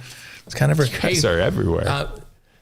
Jack and Dave talked me into a risk with this thing that we're doing. Yeah. Right? What do you mean we talked you into it? No, I was all in. Yeah. Jack kept telling us to be patient. Jack was the one that said, be patient, be patient. Eventually people will listen.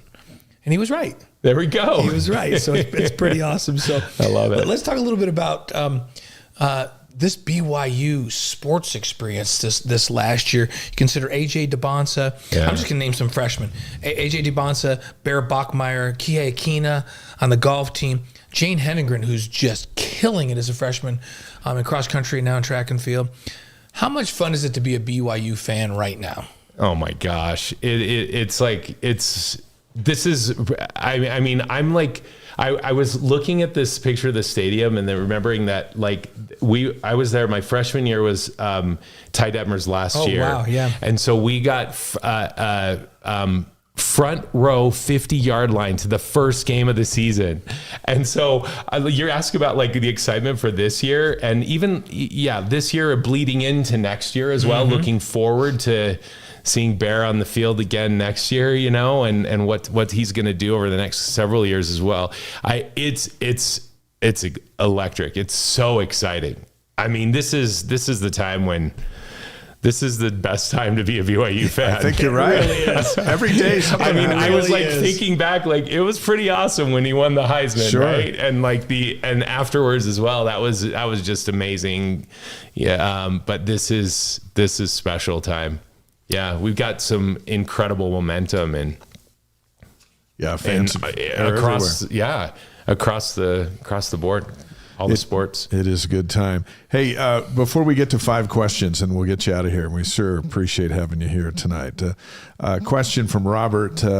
Hey, Scott, Canada came up earlier. This is my uncle. Interesting oh my gosh, fact hey, Rob. about Scott. He has dual citizenship in the U.S. and Canada. Have him share the story about when he discovered / realized. You didn't know this? He had dual citizenship. Yeah. Okay. Well, so my mom and dad met at BYU. Yeah. My dad's from Tabor, Alberta, Canada. My mom's from Flagstaff, Arizona. They met. I was the first kid. After they married, they moved to Flagstaff. I was born. My sister was born, and then we moved to Canada. So all my childhood was in Canada from 2 to 13. Okay. I was born in America, right? Right. And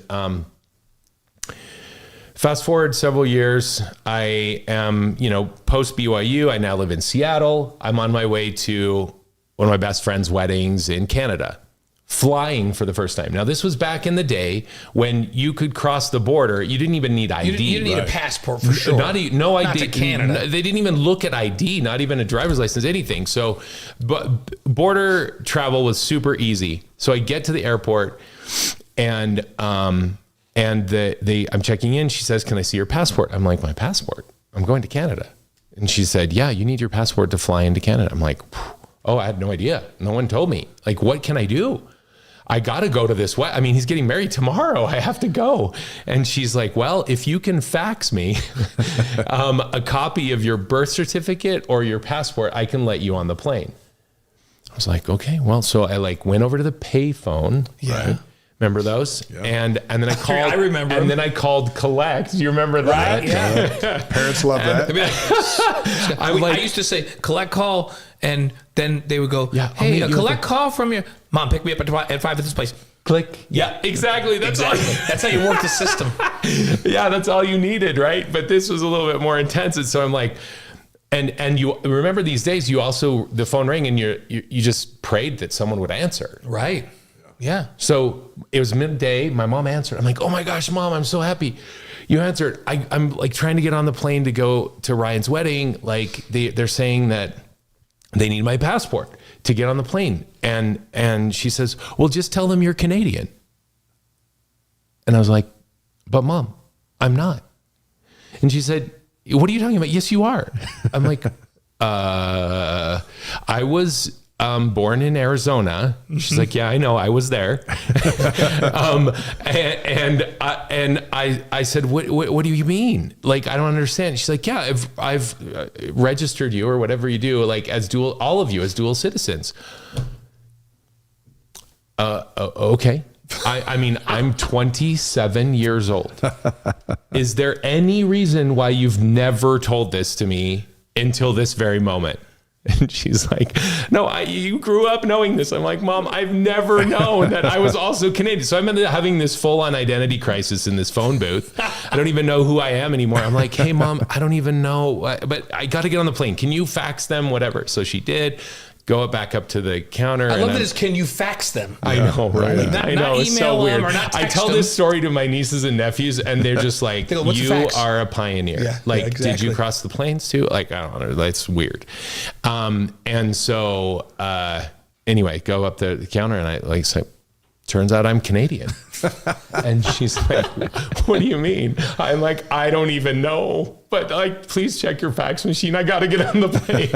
So anyway, I got on the plane, found out I'm dual citizen, and yeah, the rest is history. Well, congratulations. So now, right? Do you have passports for both Canada and the United States? I do, yeah, just like Jason Bourne. Yeah. You can like if we ever need something shady done, you're our guy. We got a guy who can He's get our both. guy. We got a guy. 5 questions for Scott Porter, Here we presented go. by Strategy Square. Let Chantel help your business grow through social media. Contact her at strategysquare.co.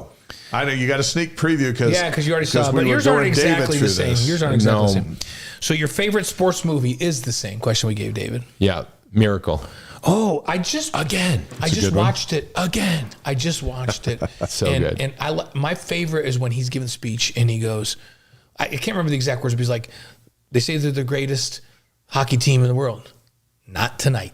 That's right. Yeah, Not tonight. so Tonight, we skate with them. Yeah. Tonight, he's like, they might be, but not tonight. Not tonight. Which I and it's just loved. one game. It was an unbelievable speech. Well, and the like legacy lives on, right? It's just amazing. Not it is, tonight. and they did such a good job with the movie too. So your favorite singer or band? U2. Oh, U2. Have you seen him in the Sphere Oh, down in Vegas? I mean, that was like otherworldly. Yeah. You've seen it? No, I haven't seen him in the Oh. Sphere. But my gosh, I've heard it's people so- say, you've got to go see him in the Sphere. It was unlike anything. I mean, I've seen U2 all over the world in like, their concerts are just next level. I just love them so much. And seeing them in the Sphere, it's immersive. Yeah, the moving screen. I want to see that. I'd take the Eagles in the Sphere. I heard that's incredible too. So okay, he's seen U2 in the Sphere. Here's a new one for you. Your favorite breakfast cereal. Oh, okay. So here we go. Shout out to Canada. Shreddies. What is Shreddies? It's kind of like Life cereal, but better. Is it like Cinnamon Life or regular Life? Cinnamon Life. Okay. It's like Cinnamon Life, but Yeah. better. Well, you know what? Interesting. Because we weren't allowed to eat sugared cereal growing up. And so Cinnamon Toast Crunch, I mean, how can you not love Cinnamon Toast Crunch? Actually, because we've talked about making these itty bitty churros into a cereal too. So I thought about it. You could probably Not a bad idea. do it. So, okay, how about your favorite BYU memory? You told us one. You're sitting in the front row for Ty Detmer. And then we were like, we got, rallied like 40 people together. We're like, we got to get Lavelle to smile. So we were like, okay, 1, 2, 3. And he was just right there. He's like 10 feet away. Yeah. And we're like, smile, Lavelle. Did he smile? He smiled. All right. Is that your best memory? That is not my best memory, but that is a dang good one. That's a good one. That's a good one. That's a good one. Yeah. I mean, we got in the police beat. Remember that in the Daily Universe? Yeah. You didn't want to be in the police. Oh yeah, no, we did. Yeah, it was our goal, and especially as freshmen. Yeah. But you got to do it in a not non-illegal shady, kind of way. Yeah, not illegal. Right. And so we got some. We bought some chickens from a farmer down in Springville, and we planted them in the RA's room Oh my and gosh. locked his door, and then put like cinder blocks on the outside of his door, so when he locked, he couldn't go out. And the chickens, and anyway, so we made the police beat. We were so happy. You put chickens in his dorm room. RA stands for resident assistant. Yes. Resident assistant on the floor, which is also just like an upperclassman that's going to live there with you guys. You trapped him in his room with chickens and cinder block. No, he wasn't in the room. Oh, yeah. The chickens were in the room. I thought maybe he was chicken averse and you put him in there. I'm like, that no chicken allergies, and the chickens weren't harmed. They went to they had friends. We want to make sure everyone at home knows no chickens were harmed in this activity. So well played. All I can say is well played. Okay. So and last, and I don't know if this is the most important or not. What's your favorite churro? Oh, what's your favorite of all that you have? Oh my gosh. Okay, so we do. We kind of have this thing. I mean, our name's San Diablo, so we have this like Saint Devil, Holy Devil kind of spiciness to our brand. Mm-hmm. So kind of like the angel and the devil on your shoulder, kind of fun playfulness. So we've incorporated spice into our thing. So we have like a spicy itty bitty churro. So ever since we launched, we were like, let's put spicy cinnamon sugar on a churro. So my favorite is habanero cinnamon sugar on the outside and dulce de leche. Well, yeah, that's good stuff. Dulce de leche on the inside. Wow. Yeah. Except that, oh man, I think I probably would say coconut cream. Coconut cream on the inside. And spicy on the outside. Habanero sugar on the outside. Yeah. Okay. All right. Maybe with a little bit of chocolate on top. Maybe we keep talking, we're going to add some more stuff to it, right? That's I just got hungry. We got to get done with the show, Dave. I'm hungry. The next time you're at a grocery store. She already ate all the itty bitties though, so. She saved me a couple. I might take them home and eat them like a breakfast cereal. Or top them on ice cream. Ooh, that's the pro tip. Next time you're at a grocery store and looking for churros, find San Diablo Churros. Buy them up because a BYU guy created them. And what we do on the Wise Guys is we tell the BYU story. You're a great BYU story. Yes, you are. It's fun. We all are. I mean, it's everyone has their BYU stories. So I think that's the community that we have. You know, we come together and there's this like, there's the shared lingo, there's the shared experience of, you know, at the Wilk or whatever, you know, it's just. It binds us all together. It binds us, yeah. And we got people all over the world. All over the world. Yep, I love it so much. Sylvia Texador says, Scott Porter, you're awesome. Oh, thanks, Sylvia. And Sylvia also named a store up in the Midwest that also sounded like a crazy From Wisconsin. Name. She lives in Wisconsin. She said, oh, there's a store called this in Wisconsin. I'm like, not surprised. So there we go. Hey, thanks for being here. Thank you. It's great to have so you. Awesome. Thanks, great to hear your story and share it and promote those churros. Absolutely. Thanks so much. Great. We'll keep you guys stocked on the churros we love here. that. That'd be great. That'd be great. Scott Porter with us tonight. San Diablo Churros. He's the founder. And there are churros waiting for you just about in 7,000 grocery stores. But you can go on Amazon, order them, and these itty bitties will come right to your house. And you're going to soon be able to have maple cinnamon sugar Cougar Trail. You saw the first royal here, by blue, the way. That's right. Sent right to your house, and you'll think you're sitting at the Marriott Center eating a Cougar Tail, but you're not. You're sitting in your house eating something that tastes just like it. And I like Scott's last bit of advice. Take those babies and sprinkle them on top of some ice cream. Ooh. And now you've got something. You might even do a little chocolate sauce on it too. Oh yeah, a little drizzle. Those with chocolate sauce. Now we're talking. All right. It's an itty bitty churro sundae. That's right. That's fantastic. All right, you're free to go. Thanks so much, you guys. Great to see you. Great to have you with us as we discuss the fine art of churros. By the way, just before we say goodnight, we're excited about Cougar Tribe. We've been talking about it a little bit. We talked about it with David Osmond. And this week, Cougar Tribe, the staff has submitted 5 questions for us to answer, which we're going to do. And those 5 questions and our answers will be posted tomorrow, Tuesday, April 7th, exclusively for Cougar Tribe and for Cougar Tribe community members. Right. So if you haven't signed up yet to become a Cougar Tribe member, you can do so by going to cougartribe.com. Simple, and it is free. Free. It's free, and we'll connect you inside our community there, and it goes on all week, not just we asked Monday you guys nights. to do a lot of free stuff. So yeah, so we will look for those Q&A stuff tomorrow. That's right. And submit some questions to yourself, and we'll try to tackle those. Let's roll out of here with On This Day on April 6th, one of the most important days in the history of our lives. Right. Let's start. And back where I grew up, no less. Right. So in April 6, 1830, the Church of Jesus Christ of Latter-day Saints is organized by Joseph Smith in Fayette, New York. That happened today. Right up the road from where I grew up. 6 people involved, and now, as we heard yesterday, over 17 million members of the church around the world. Amazing. On this day in 1893, April 6th is a big day. The Salt Lake Temple is dedicated. It was a big day in 1896 when the first modern Summer Olympics began in Athens, Greece. Appropriate that it was in Athens, right? Yeah. How about 1906, the world's first animated cartoon? It was called Humorous Phases of Funny Faces. Nice. In 1930, Hostess, they invented the Twinkie. The world has never been the same. They invented the Twinkie, which eventually led to churros. Yeah, it did. Absolutely did. 1973, the Pittsburgh Pirates retire Roberto Clemente's number 21. Yeah. It's a really cool Roberto Clemente statue outside of the Pirate Stadium there, Three Rivers. So very cool.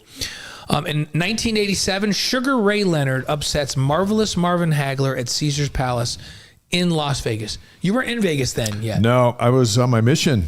Yeah. But I saw Sugar Ray fight afterwards when I got down there. 2025, so recently on this day, Washington's Alex Ovechkin becomes the NHL's all-time goal scorer with 895, passing the great one, Wayne Gretzky. Yeah. That happened on this day. So I stayed in the great one's neighborhood up in Hamilton, Ontario when we went up to play basketball against his high school. Oh, yeah? He was already playing like professional, like he was a high school age kid already playing professional hockey, but we played against his high school team. And I'm not going to say this, but one of my buddies kissed his girlfriend. Okay. All right. I wasn't going to say it, but I said it. The great one. Yeah. April 6th birthdays, 1992, Donald Wills Douglas, aviation pioneer. There you go. 1937, on this day, Merle Haggard, the country singer, was born. 1947, John Ratzenberger, actor, Cliff Clavin from Cheers, born today. Yeah, Cliff, loved Cliff. 1969, Paul Rudd, the actor, played Ant-Man. Yeah. He's been in so many things. Paul Rudd's been in a ton of things. How about on this day, 1976, Chris Hoke, former Cougar, 2-time Super Bowl champion with the Steelers. Happy birthday, yeah, Chris. President Hoke, state president back in Pittsburgh for a time. April 6 deaths. 2014, on April 6, Mickey Rooney, the actor, passed away. 2016, Merle Haggard, also born on April 6th, died on April 6th. Yeah. How weird is that? That doesn't happen very often, right? That's why it made the show. In 2017, Don Rickles. He was a comedian. Unique fellow. Yep. He was a unique fellow. Yeah, he was. Our Wise Guy's inspirational quote of the week is from Joseph Smith, who said, he said, "The standard of truth has been erected. No unhallowed hand can stop the work from progressing. Persecutions may rage, mobs may combine, armies may assemble, calumny may defame, but the truth of God will go forth boldly, nobly, and independent, till it has penetrated every continent, visited every clime, swept every country, and sounded in every ear, till the purposes of God shall be accomplished, and the great Jehovah shall say, the work is done." Amen. The great Joseph Smith. We thank our guests tonight, entertainer David Osmond and Scott Porter, BYU grad and founder of San Diablo Churros. And he's an entertainer in his own right. Yeah, he was. He was fantastic. He almost sang at the beginning of the show. I know. It seemed like he wanted to. He almost did. It seemed like he wanted to. Next week, actor Kirby Hayborn. You see him on BYU TV shows all the time. Plus, BYU grad and entrepreneur Jeff Birmingham and BYU grad Curtis Blair, president and CEO of the Utah Valley Chamber of Commerce, ahead of the Pillar of the Valley celebration that'll honor 6 BYU presidents on April 14th. So we got a loaded show next week. Yeah, it is wild. So, and where do you find us this week? Yeah, the rest of this week? I'm co-hosting Sports Nation tomorrow. Good. And then you've got it Thursday through Friday. Thursday and Friday. I've got softball Saturday against Houston and in the Desert News all week. So we got a lot going on. So if you watch Sports Nation this week, pretty much you or I are going to be on one of them. Well, except for Wednesday. Except for Wednesday. Yeah, so you don't have to watch it Wednesday. Stadium of Fire, by the way, the headliner's Brad Paisley. It'll be an amazing night Saturday, July 4th, as America celebrates its 250th birthday. Brad's father, Doug, has been on Wise Guys a couple of times, big West Virginia fans. You can see our interviews with Doug at wiseguys.com. Tickets for Stadium of Fire go on sale Friday at noon Mountain Time at stadiumoffire.com. So, question: are you going to MC it again this year? It's going to be big. So you're going to get to see Brad. So you need to have Brad come on the show with us. Wise guys. We need Brad. We need to say, hey, Doug, could you pass the phone to Brad? Yeah, like let's have Doug and Brad come on the show together. I'm going to text Doug and see. So okay. We'll start with the dad and see if we can get this. We'll get Brad on too. So cool. Let's do it. Wise Guys is presented by Brady Plus, supplies plus support. Find out more at bradyplus.com. And by Mountain America Credit Union, empowering dreams for over 80 years. Find out what they can do for you at macu.com. Our Re-Lyte Athlete of the Week is presented by Redmond, the secrets in the salt. Learn what it can do for you at redmond.com. It's Jane Hedengren. All she does every time just breaks set records. She just breaks records. And she kills these records. I know. She's awesome. Wise Guys is distributed by the Deseret News. That's it. That's it for us. For Blaine Fowler, I'm Dave McCann. We're the Wise Guys. Have a great week. Look for our stuff online. And man, we've got an awesome show next Sunday. We'll see all week on Sports Nation, and Dave will see you all week in the paper at Deseret News. See you guys.